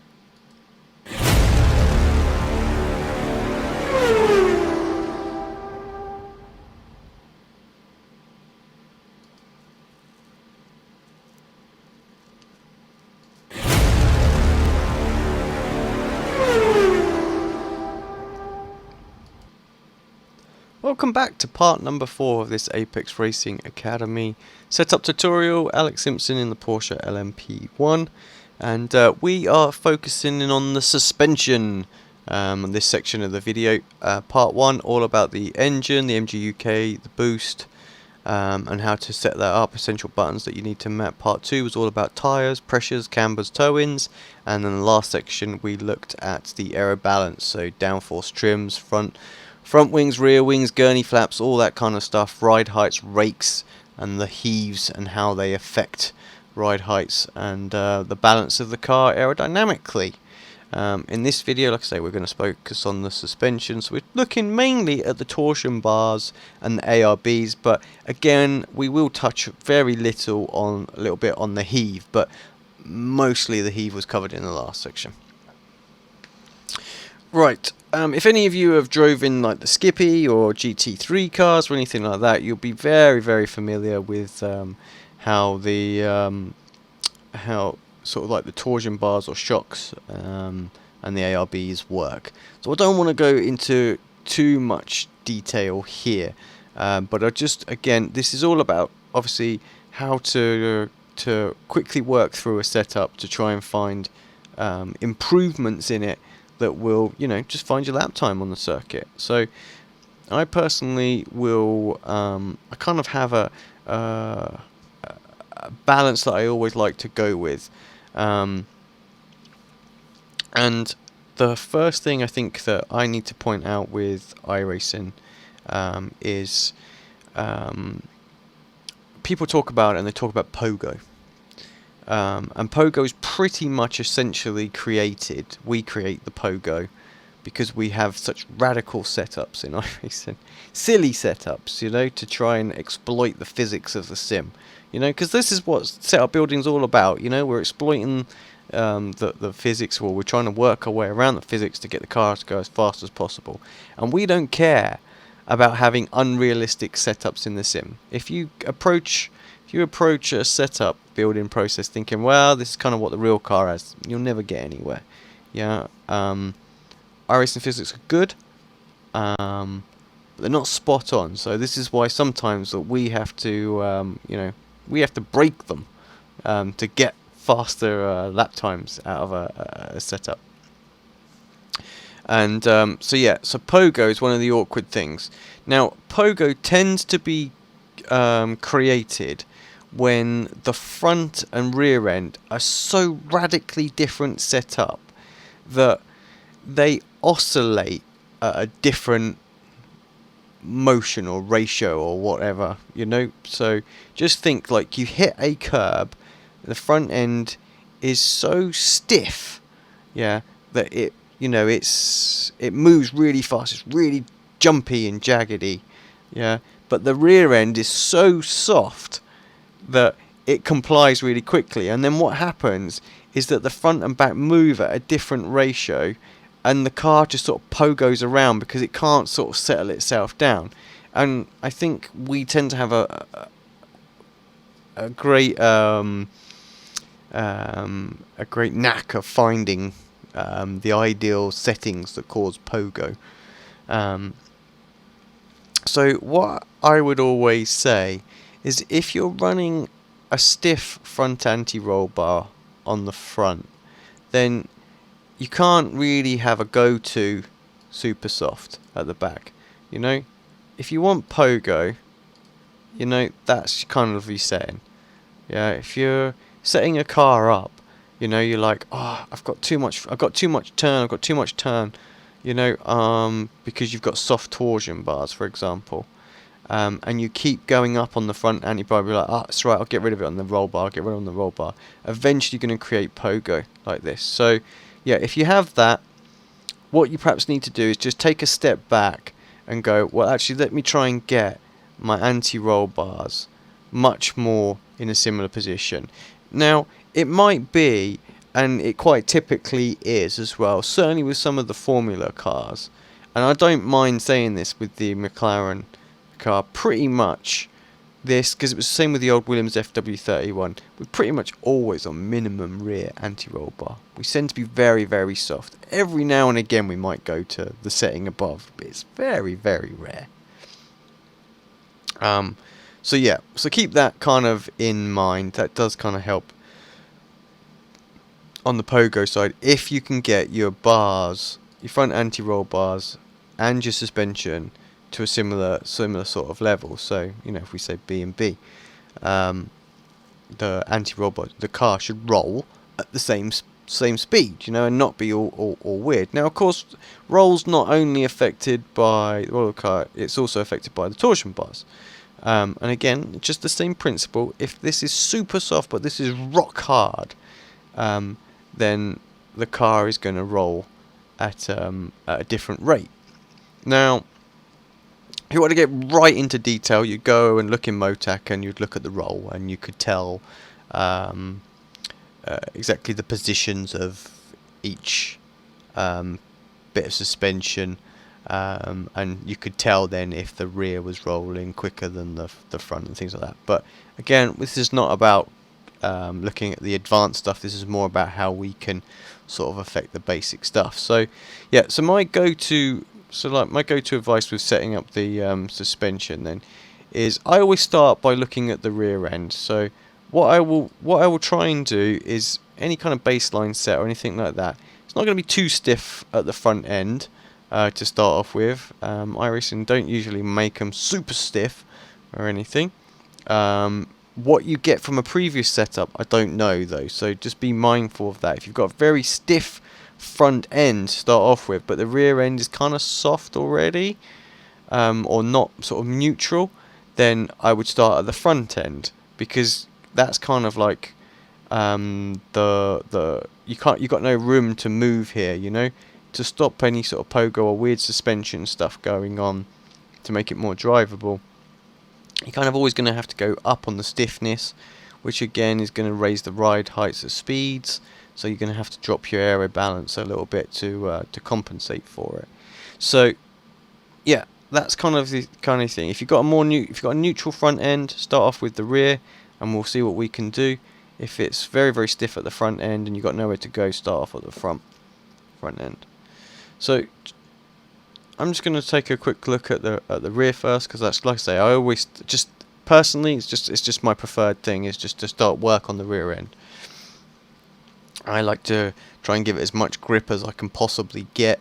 It seems to help with the tyre life over a long run. If the rear is nice and grippy, and then what I'll do is I'll get the balance back on the front by adjusting the front to match it. Now, with the LMP cars, it definitely does seem like a slightly softer rear end is kind of where everybody is going with them. All of the setups seem to be following the same path. So softer torsion bars and softer ARB, and even softer sort of heave spring as well, and then adjusting the ride heights to compensate for the fact that the ride height of speed drops, which we touched on in the previous video. So if, for example, let's just again, what we're going to do is we're going to go out and we're going to repeat the processes that we've done before, but we kind of need to know what we're looking for and where we're changing it. So in all of the running that you've done right now, you will have an idea on the balance and where the car's good and where the car's bad. So if, say, in the slow speed sections of the circuit, when you're trying to get the power down, the car's a bit squirrely, it's getting a bit out of shape, and you're losing the rear a little bit, then kind of what we're looking to do is we want to increase the grip on the rear of the car. So we're going to go softer on the torsion bars. So when softer on the torsions is less click, basically, on the left hand side. Just make sure this is absolutely right. Larger torsion bar controls the chassis better. Better with a smaller torsion bar. Exactly that. Yeah. So the smaller we have here, the softer it is, and the more grip we get, basically. So yeah. So if you're struggling and the car's all twitchy and things like that, and you just want a little bit more grip on the rear of the car, then that is your kind of go-to setting. So if going into a slow speed corner, say the second phase of the corner, so not the initial bit, because that is the heave spring that we talked about in the aerodynamics, but as you start to turn in, the rear starts to come away from you in the middle of the corner, then that's kind of indicating that the rear torsion is going to be just a little bit too high. Now, if it doesn't rotate enough, you know, if you find that actually once you get into the corner, your initial rotation is pretty good, but if it just sort of gives up and it just sort of washes and pushes wide, you might find that the rear is just a little bit too soft. So you just need to stiffen that up ever so slightly.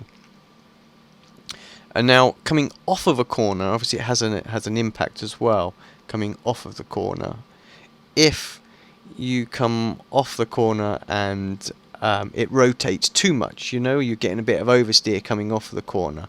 Again, that's indicative that it's too stiff, and you need to, you know, the setting's too high. You might be 9.1 or something. You can probably bring it down a little bit, and that will give you less turn off of the corner, so give you more grip coming off the corner.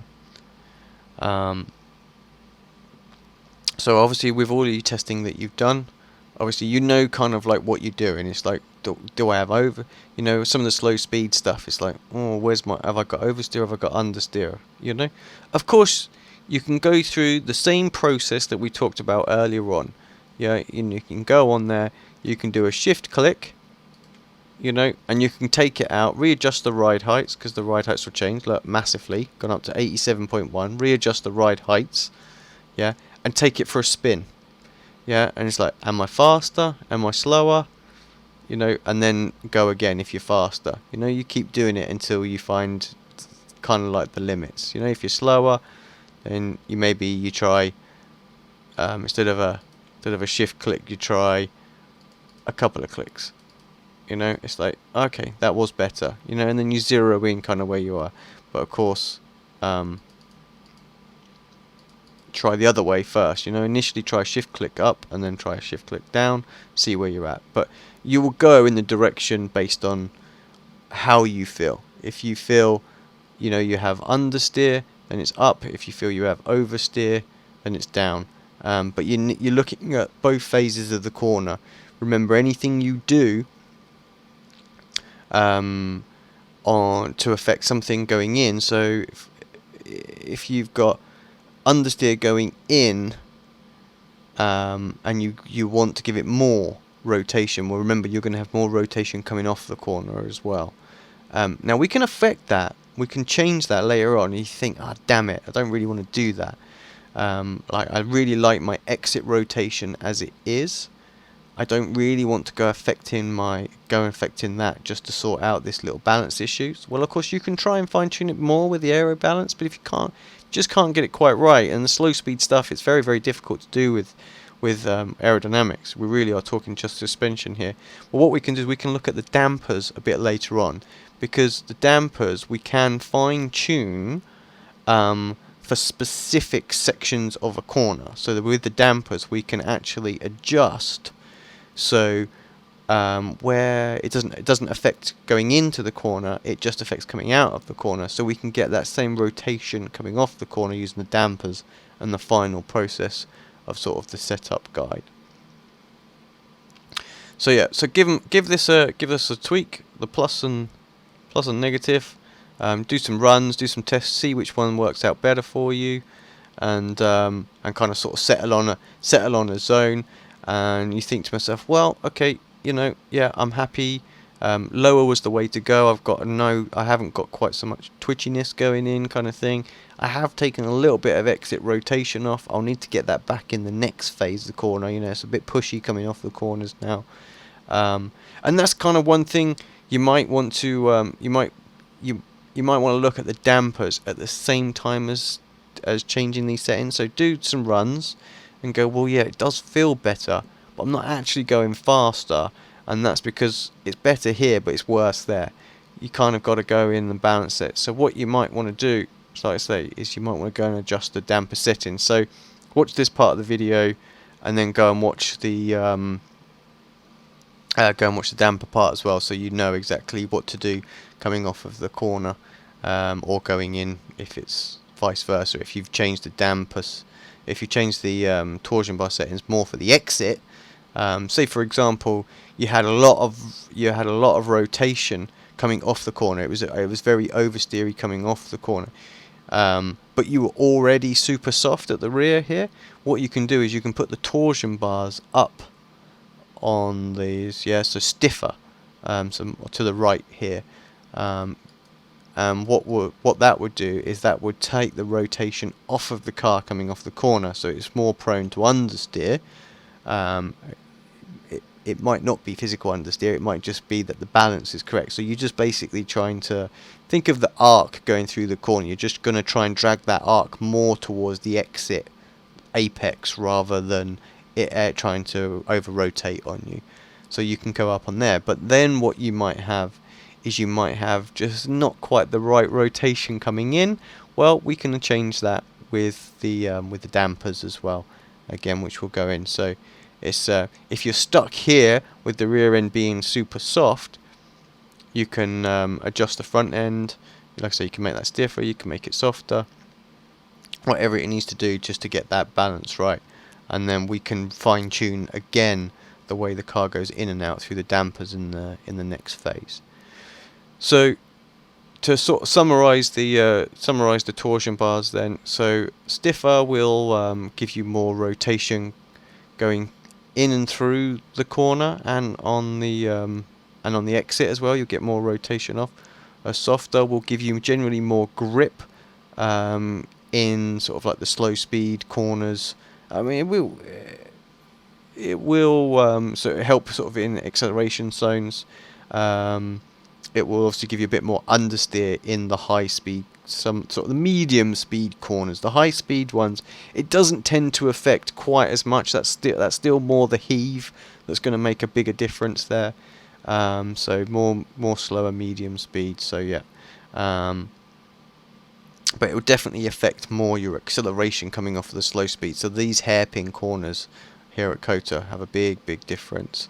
On the front end, the front torsion, so a softer front will give you more turn in into those sort of slow medium speed corners, where a stiffer one will give you slightly less turn in.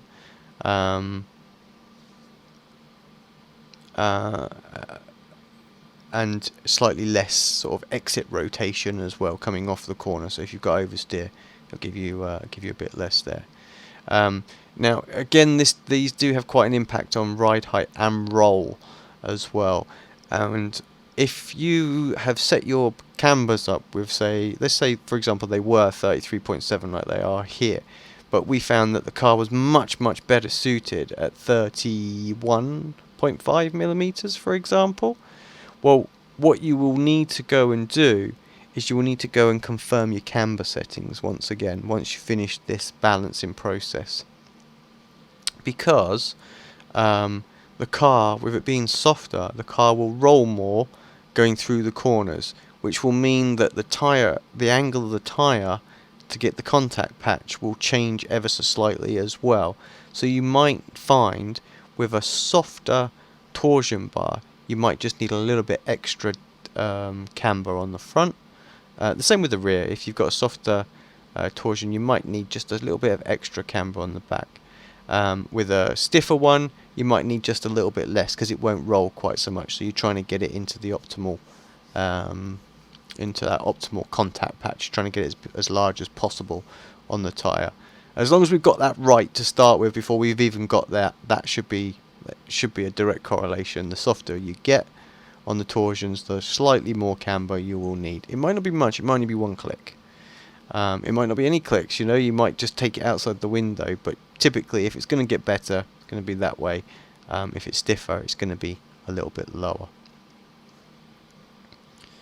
Okay, so to talk about the anti-roll bars and exactly how they affect, of course, at this point I'm hoping that you've not, like I say, you've balanced the rears, you've got lots of traction on the rear, with it being quite soft and things like that. Like I say, that tends to be my go-to area. The car's rotating kind of nicely. You might want to just sort of fine-tune some a little bit more with, say, the ARB. Like, oh, okay, I could do with just a tiny little bit more grip in the corner, through the middle of the corner. Then what you can kind of do is you can look at, say, like your anti-roll bar at the front, where it was on D, you can drop it down to C. And again, that will just give you a little bit more, because the car, so less anti-roll bar means more turn, more anti-roll bar means less turn. It's a faster reaction time, so through the S's, for example, having a slightly stiffer anti-roll bar might be better, because the car responds to change of direction better on a stiffer one. So you might find that the car's just a little bit better through the S's or something like that, you know, even like Suzuka or chicanes, for example. Change of direction really good with a stiffer anti-roll bar. But always be mindful of, you know, where the rear one is, and if you're going to bring in any pogo, you got any curbs to contend with or anything like that. Of course, if the track's fairly flat, which, to be fair, Kota is fairly flat, you know, it's probably not, you're not worried about an issue. You've not got a pogo issue. Tracks where we're going to sort of abuse, we want to take advantage of the curbs. Imola is probably the prime example, you know, big chicanes, where we're really attacking the curbs and things like that. You're kind of almost going to force yourself to having, you know, matching your ARB settings. You know, you might want to try and get the front torsions quite soft, if your rear's quite soft as well, and then rebalance your Aero package to sort of suit that car config. But yeah, so if you've got oversteer coming off the corner as well, you know, more anti-roll bar, it does the same principle as the torsion bar. They work very, very similar actually. They're kind of almost one-to-one with how they work. So, but just sort of fine tune it. But like I say, typically you're going to try and keep these very close to a similar setting, so that they don't pogo all over the place. Now, what D actually is and what A actually is, well, we don't know, and it may be that with an A rear, the best setting to keep them rolling at the same sort of pace and things like that might be a C, for example. Like, you know, it's probably more likely to be the other way around. I don't know, but yeah. So that's something for us to discover. And I'm afraid I don't know that information right now. What is the kind of like the optimal to avoid the pogo sort of situations? But yeah, so.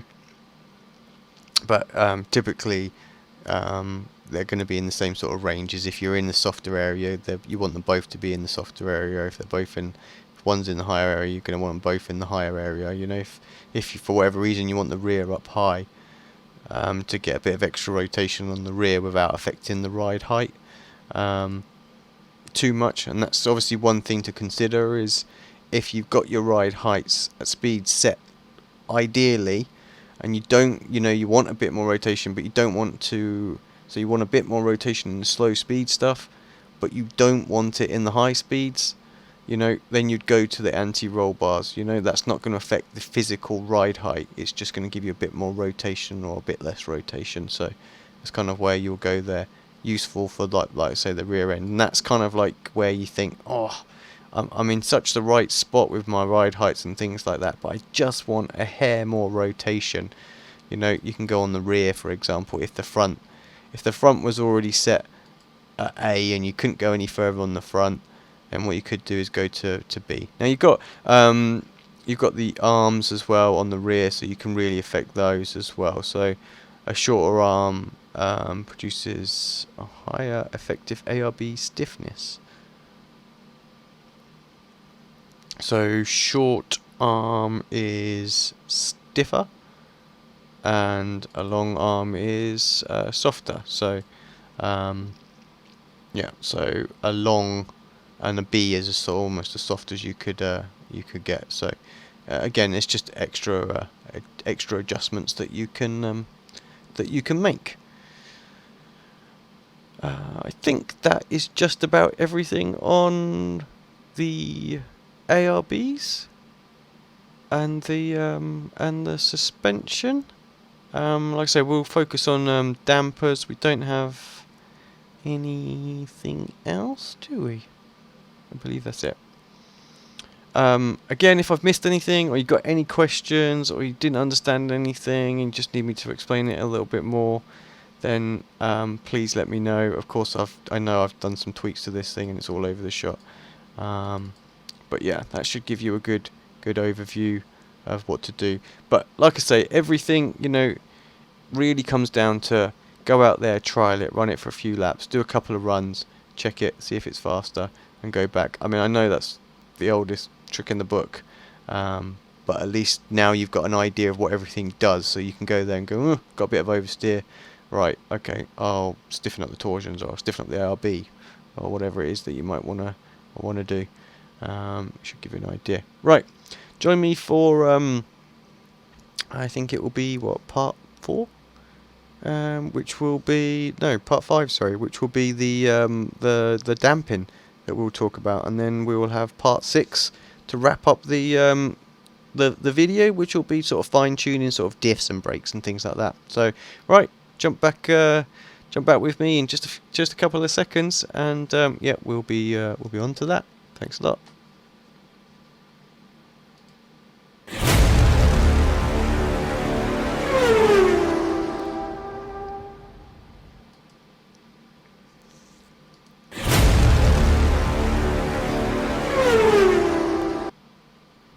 Hi guys, welcome back to part number 5 of the Apex Racing Academy LMP1 Porsche setup tutorial. Alex Simpson here for this.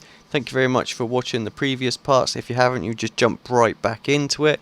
Well, I do recommend you go and check part 4 that talked about suspension, torsion bars, and how it affects the balance going in and out of corners, and how we can fine tune that balance and maybe correct some of the effects that will cause in different areas of the corners with the damping.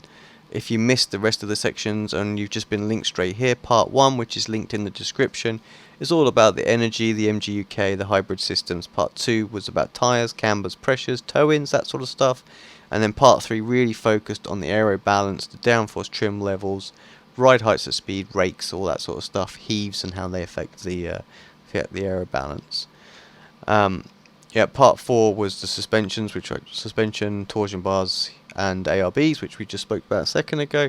And on this section, we're going to focus on the dampers. Right, so to jump straight into it, in the last part of the video, we talked about maybe affecting the the torsion bars, so that we had the right kind of turn in going into a sort of a slow or medium speed corner, but actually it gave us a bit too much exit rotation. Or perhaps it was the other way around. We've changed it, and we've now we wanted it, and it hasn't given us enough exit rotation now. Or vice versa, it could be we changed it so that we had the ideal exit rotation, but now of course the car's a bit understeery going in, or maybe a bit oversteery going into the corner. And how can we fine tune that that setting now using the dampers, right? And which we can do. So there's two kinds of dampers that we have on the car. There's low speed and there's high speed dampers. Now high speed dampers are all about bumps and curbs on the track, and we'll come to that afterwards, because that's probably, in some sense, that's probably harder. They're probably harder to set up than what the low speed ones are. Finding the optimal setting on that can be a little bit trial and error. Not that everything hasn't been a bit trial and error tonight, with how to sort of confirm this without using some of the advanced sort of software programs like Motec out there. But yeah, so what you got to understand, and what I want you to envision, is a car is very much like the way it drives into a corner and out of a corner. It's very much like a seesaw. And for those that don't know what that is, not been to a park, or just too young, from another country. Obviously, the childhood ride, where you and a mate, one of you sits on the other end, and it's a pivot point in the middle. So as one end goes down, the other end comes up, and that's exactly what happens with a car. So the minute the front end starts to come down, so you brake into a corner, the front end comes down, the rear end goes up. As you accelerate, the rear end comes down, the front end comes up. And that is affecting what affects that, and the speeds that they go up and down are controlled by the dampers. So we have a direct way of affecting a balance of a car in a specific area of a corner, so on entry or on exit, without affecting the other area of the corner. So like I said, it's all about low speed settings. These are what we're looking at. Let's ignore the high speeds. So low speed on the front, so low speed compression on the front, that affects the way the car transitions into the corner. You think about how it drops down, so this is when, think of it when you're braking into a corner, the front end of the car dips down, you see that. That's because the front end of the car is being compressed into the ground.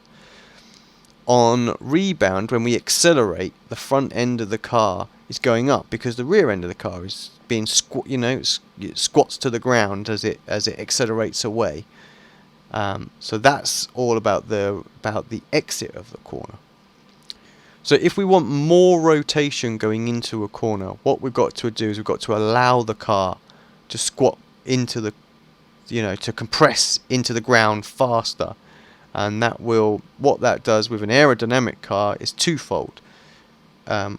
One, we obviously have the suspension do that, so the tyre gets used, but also it adjusts the ride height at speed on an aerodynamic car as well, which will then cause more rake, so we'll have more rotation. So it's like double-fold, it's twice as effective. So a lower setting here will mean the car will turn into the corner more, where a higher setting will mean it will actually have less rotation going into the corner, if that makes sense. Now, I spoke about earlier on and on the last video trying to correct the fact that we'd balanced the car going in, but now we had oversteer on the way out. Now, this is where we go to the rebound damper. So what we want to do, if we want to keep the car pinned to the ground, so we want the aero, we don't want the aero, so if we wanted the car to rotate more off of the corner, what we're trying to do is we're trying to keep the car from poking its front end up, and by adding damping, that is stopping, that slows the rate that the front end of the car comes up to its maximum height as you're accelerating away and the rear squatting down. So more damping does that. Now less damping, or a lower number here, that will mean that the front end is pretty much free just to pop straight up in the air, and of course the ride height will not be so low, so you'll have less rake, which obviously we know from the earlier video, more rake means more rotation. So yeah, so if you've got oversteer coming off the corner, this would be kind of like your go-to setting. But if you didn't want to affect the way it handled on the way in, but you wanted to affect the way it handled on the way out, this is your go-to setting. So less literally means less rotation, more means more rotation off of the corner, and you can fine-tune the balance there. And of course, you'll know by now on this part of the setup what you want to do. Are you just going to go in and fine-tune? Do you want a little bit more rotation off? Well, that's your setting. If you want a bit less, that's your setting there. Now the same principle works for the rear as well, but it's just the opposite way around because it's a seesaw. Yeah. So when we are talking about compression on the rear, this is as we're accelerating away from a corner, not when we're braking, because obviously we're not compressing. The car's rebounding, the rear's rebounding up into the air. Again, think of it when you brake. That's where you get shoved forward in the car. Yeah. So the rear comes up. So, but when we're coming out of the corner, the back end of the car squats down. Now, if we want more rotation coming off the corner, we need a higher number here, or higher amount of, or more damping here.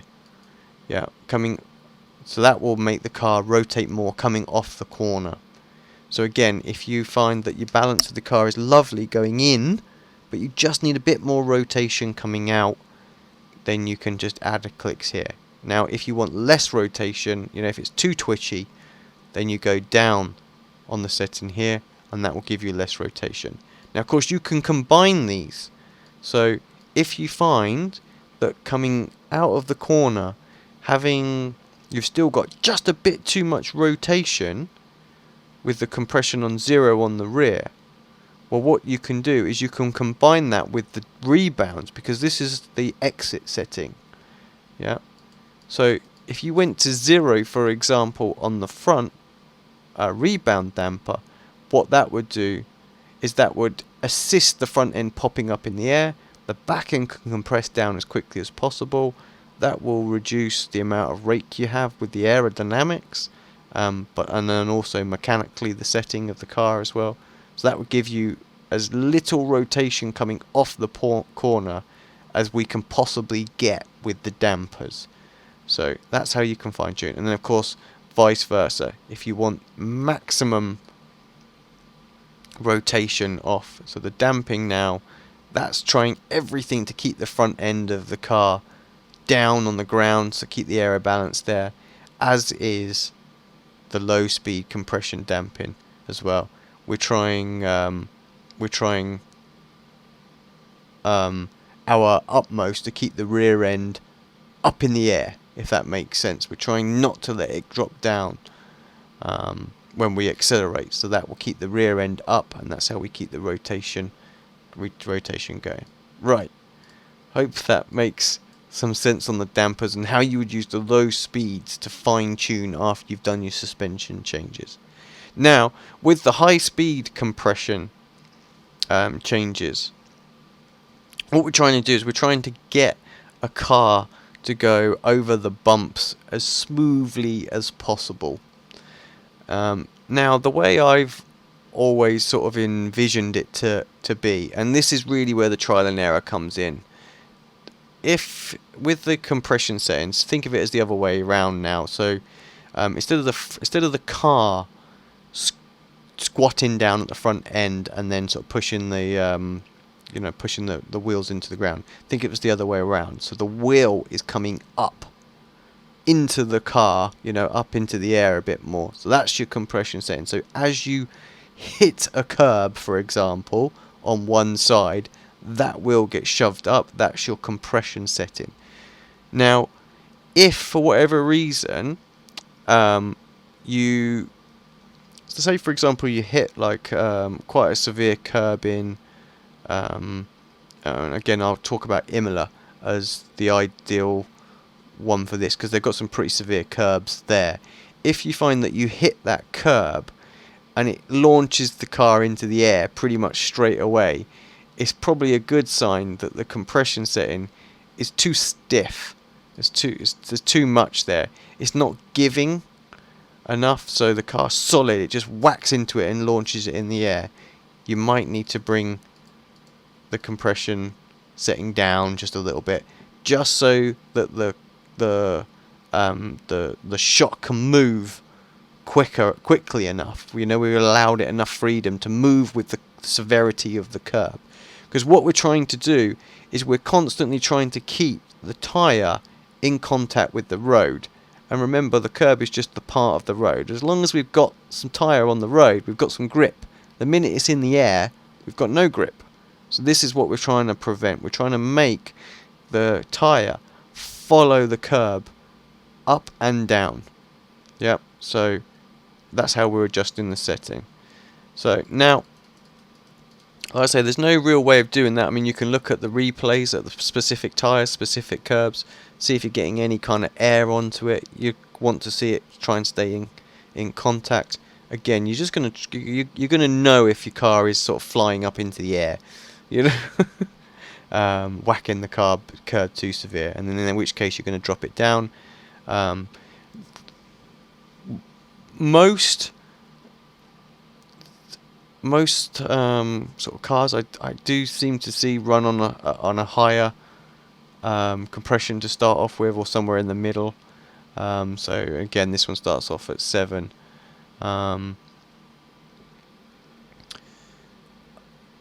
Not so much these LMP1s, but some of like the single seaters all seem to have the compression settings the best if you're on an absolute mill pond track, so with no curbs. So twin ring Motegi comes to mind.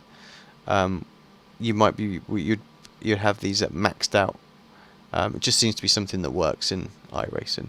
But of course, the minute you've got some bumps to contend with is when we'll kind of drop them down a little bit.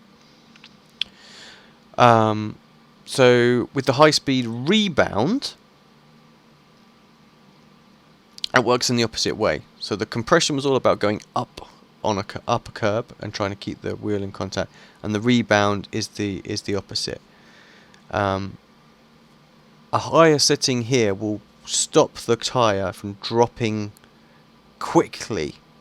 It will be very, very slow. So if you've got, for example, if you've got like a very aggressive curb at the start, but then coming off of it it's very shallow, we won't want the tyre to come down quickly. We want the tyre to stay in contact with the ground more gently, and that's where you'll have a higher setting here.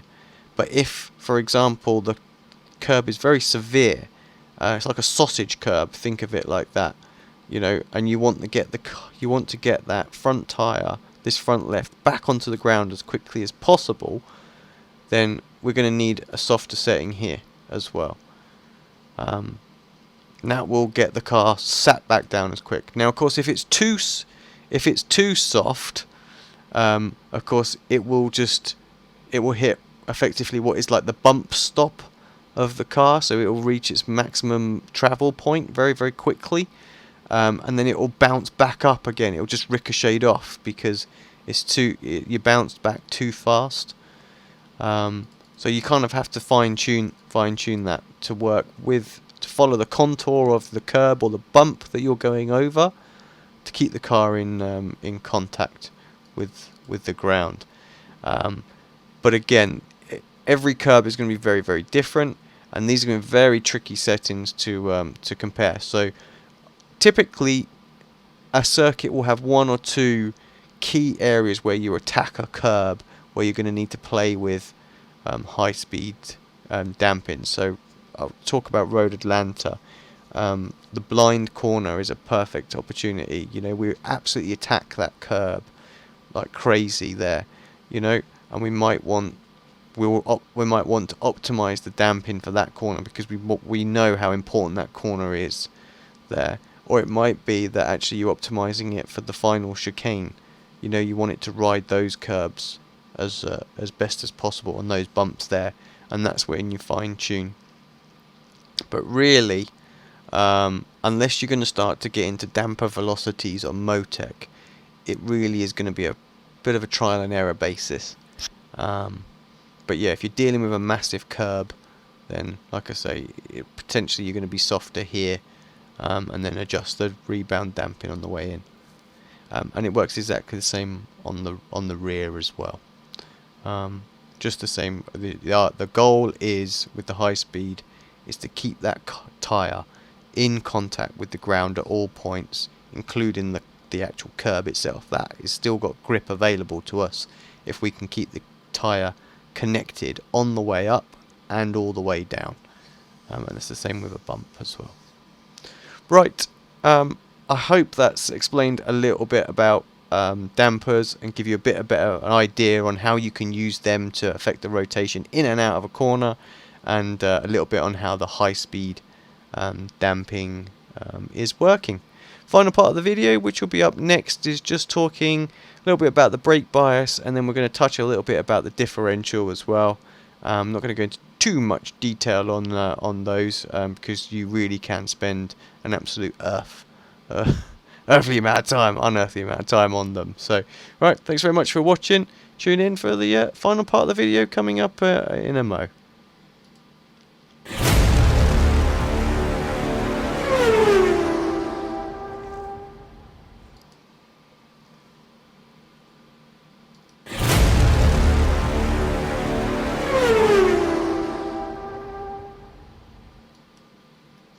Right, well, you made it to the final part of the video. Thank you very much for checking it out. If you've watched it all of it in one sitting, geez, I am impressed indeed. It's late for me here. I started this well, it would have been a couple of hours ago now, I think, almost. So approaching 1 o'clock in the morning. I think it's time to get this wrapped up and get to bed. So right, let's jump straight into it, and we'll talk about the brake bias first. So we're going to talk about brakes and the diff, and how it affects this car. We obviously have a front diff, we have a rear diff that we need to talk about, and we also have there's some extra settings that we perhaps need to talk about as well, with the traction control and things like that, and the lateral slip. Just touch on those a little bit, but they're more like aids, so you know, you can adjust as you see fit. So straight with the brakes then. So we've got the different pad compounds, low, medium and high.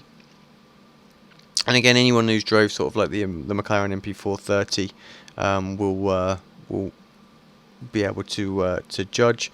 Obviously, a low pressure will mean you've got to be more aggressive on the brake pedal, or you can be more aggressive on the brake pedal to get a high level of brake setting. So a lower, so like I say, the lower the setting, the more you have to push it to get the car stopped, I think is the thing there. You should be able to get the car stopped equally as quick on low and on high, if, for example, you can get absolutely the optimal braking point for the tyre, which is very, very difficult, I have to say. So it tends to be, you'll find that a low setting will mean you have to start to brake just a fraction earlier on the straights, and a higher setting will be a little bit later. Now, with these LMP1 cars needing regaining so much energy while you're braking, we kind of the go-to setting seems to be low, just because I think we're all finding it very difficult to use a full allocation of battery per lap, because we can't generate enough energy into the battery per lap. And if we try and minimize the braking distance, while it might be better for putting moves on and things like that, will actually generate less power, and eventually that will hurt us. So yeah, go-to setting seems to be low, but again, have a little play as the car builds change and things like that. It might be that it becomes more efficient, and we have no issues regaining battery percentage. So we might be able to use, say, a medium brakes, and then we can actually brake a little bit later into the corner. The brake pressure bias, again, that's pretty straightforward. Obviously, the more the less number here means it's more towards the rear.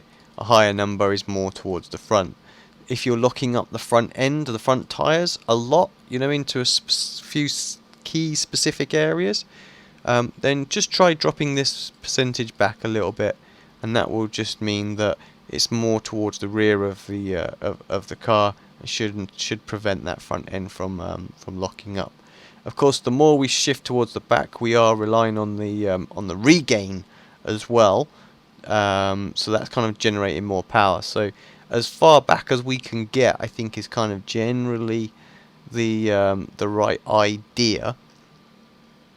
But what we don't want to do is we don't want the rears locking as well. So you kind of need to find a nice little happy medium, I think. So try and get this pushed back as far, but then if you're getting rear lock in, then go forward 0.5% or 1%, something like that, just so that you're not in danger of spinning the car. I have to say, out of the two options, a little front tyre locking and not losing the rear end going in and spinning the car is much more desirable in a race than the rear lock-in.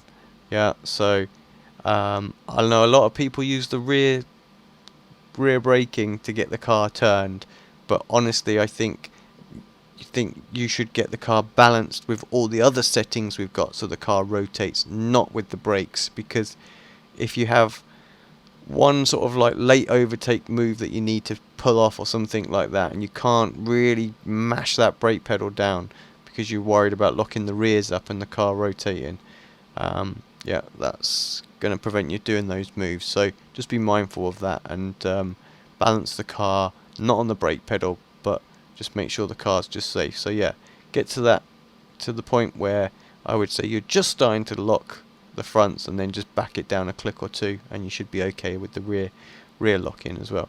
Of course, if you're braking far too late, you're always going to be locking the fronts anyway, or maybe snap straight to the rear if you're going that viciously.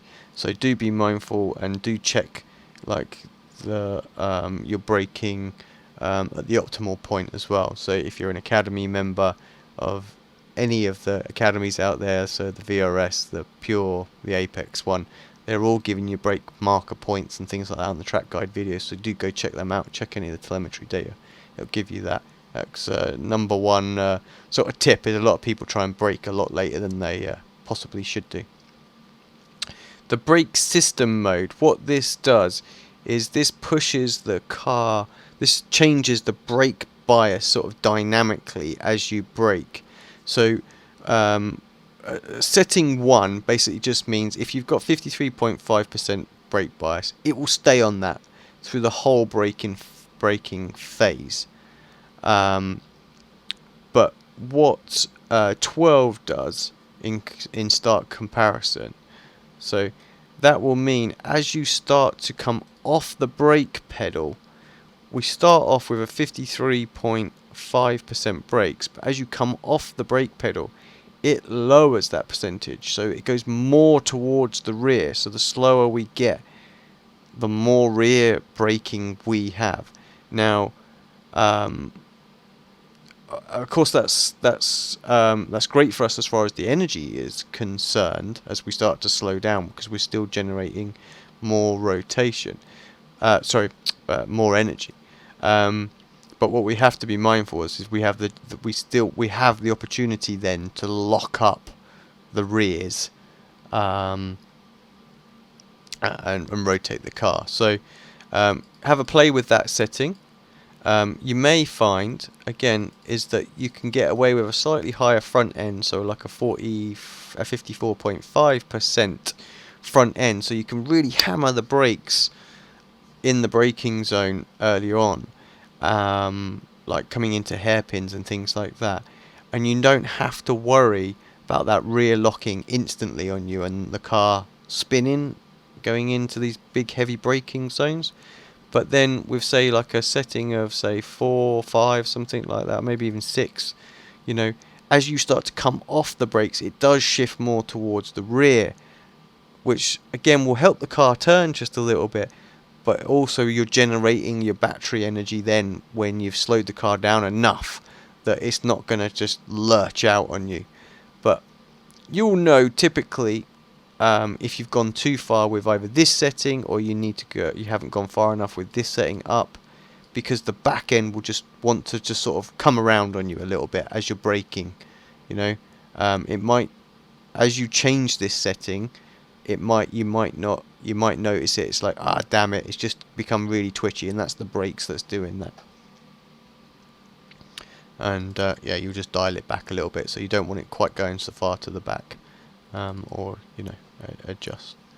Right, so that's we're talking about the brake bias. So the differential then. So we have so like I said, we have a front diff and a rear diff.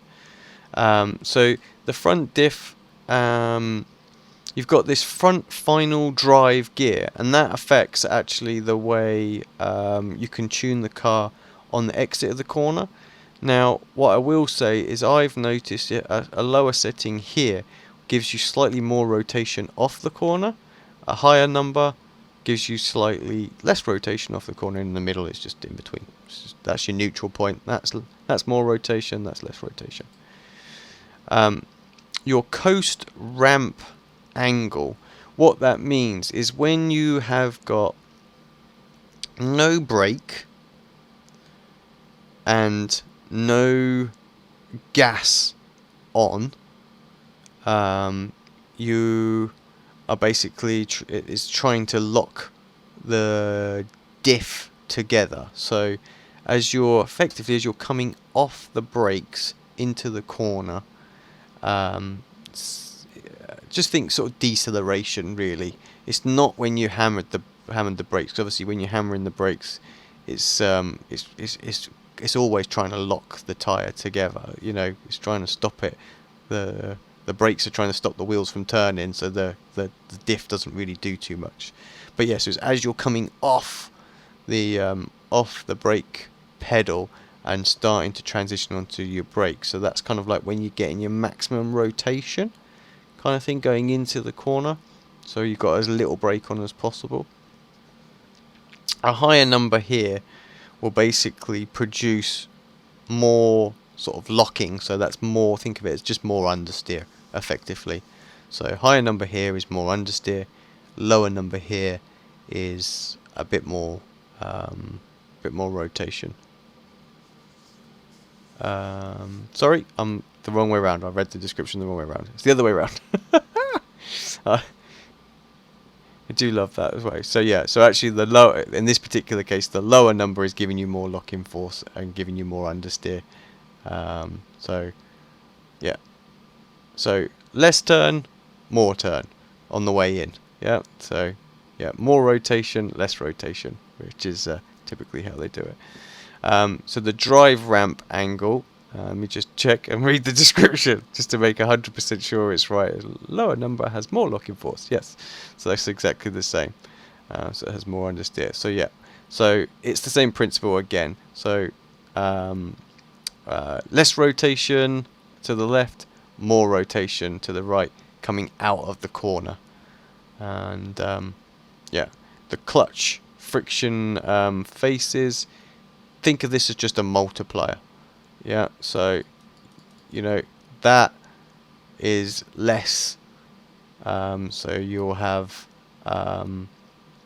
less than say this setting. So say for example you specifically wanted, let's just say we were on 8 for example, and you were like, okay, I want a bit more understeer going into the corner. Yeah, so we can say, well, right, we were on 85 at the moment. Let's just say, well, let's go up to, if you said 45, you were on 45 already, trying to get less turn into the corner, but it wasn't enough. You know, you still had too much rotation. You still like, the diff's not really made much of a difference. You can go up on the multiplier here, so you can pump it up to say 12. And that will give you even less again. So all of these settings, they're all like multipliers. So just you can sort of fine tune, so you can just keep going. So of course if you want more rotation, then kind of your go-to setting on the way in is here, so less here, more here. But of course you've got to remember this affects, what you change here also affects here as well, the drive angle, so how you come off the corner too. So you might want to just sort of set that, I would say, somewhere in the middle. So 8 or 6, something along the lines, and then fine tune it from there, on say like your master default setup that you use. But of course you'll be taking these settings from previous week, so that's kind of what that's doing. That's on the front load, and the preload is again is just another way of affecting it. It affects both the front and the rear of the car at the same time, just the same as the clutch friction faces do as well. So if you're still after more rotation, you're going down to 0. If you want less rotation, then you're whacking the preload right up to 100. You know, if you want maximum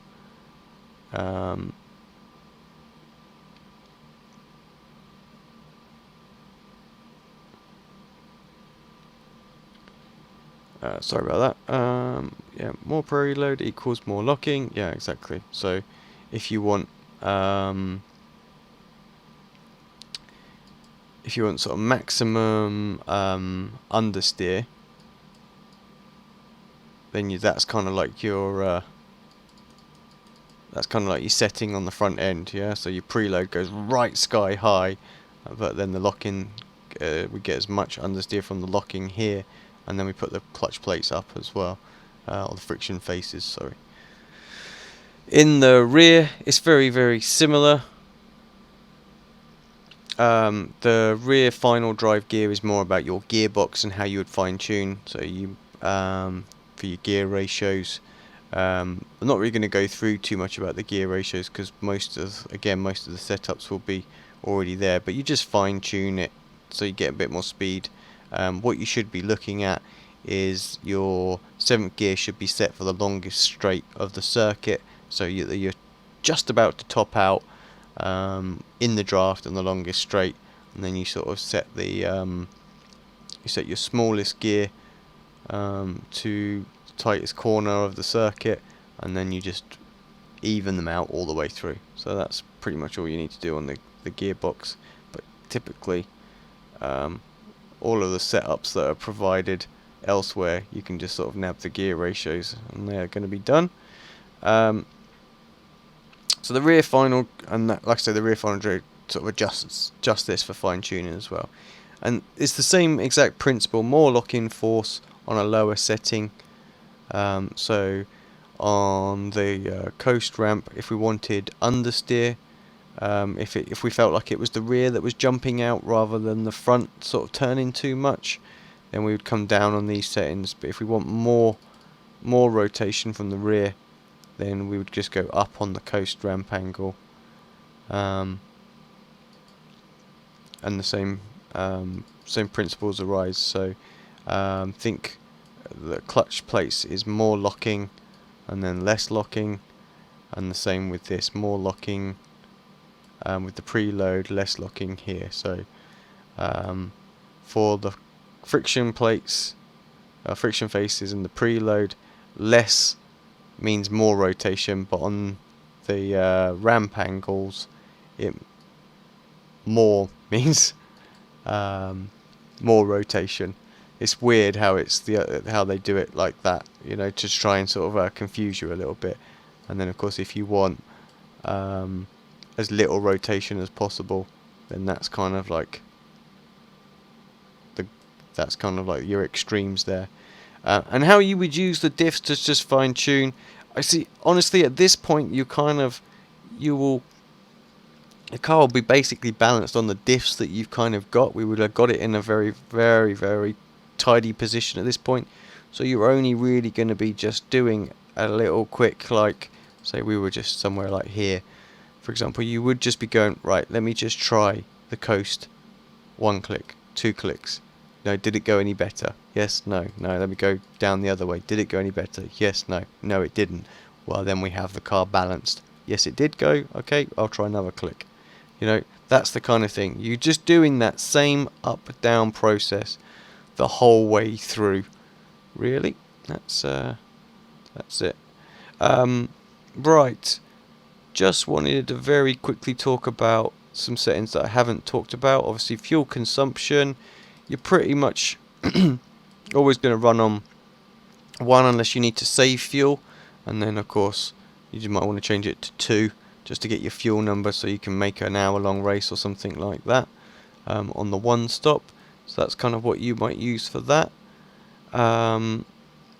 You've got front traction control. Again, that's pretty much as it describes.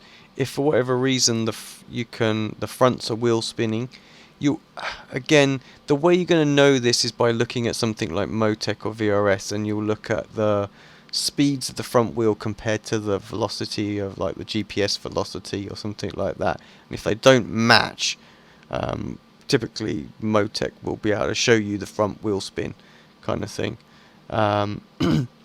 So you might want to add a bit more traction control.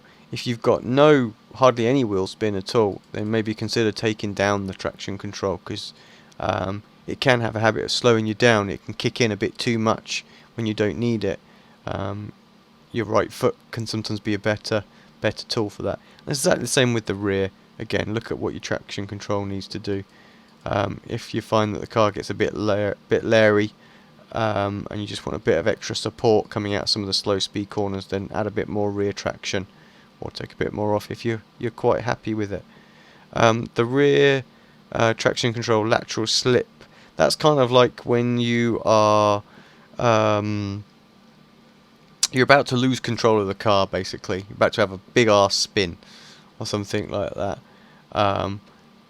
If you find the car is really, after all the settings that you've changed now, you can't quite get the balance right, and it's still a little bit tough to drive, then you come up on your lateral support, and that's only really going to help going, with the car sort of sliding or just being really snappy on you or something like that. That will just calm it down a little bit more and give you a bit more instant support to correct those little snappy, spinny moments, kind of thing. And obviously, less gives you less support. Right. Hopefully, that's give you a really good guide. I'm sorry it took so long. I wanted to keep it short, but these cars are so technical these days. There's so much to them. Of course, any questions that you have, please post them in the chat. I will answer them as quickly as I possibly can if I see them on our YouTube channel. Of course, feel free to post in the forum thread as well, where this video is posted. If there's any corrections or something like that comes out with any tweaks or any build changes, I'll perhaps try and just re-record a specific segment and link it to that video as well later on. But yeah, I hope you enjoyed it. I hope you found it useful, and thank you for making it all the way through. Please do me the favour, show the appreciation for these kind of videos. Hit the like button and subscribe to the channel, just so I know that it is worth doing in future's sake, and you guys have found it useful. Thanks again. See you soon.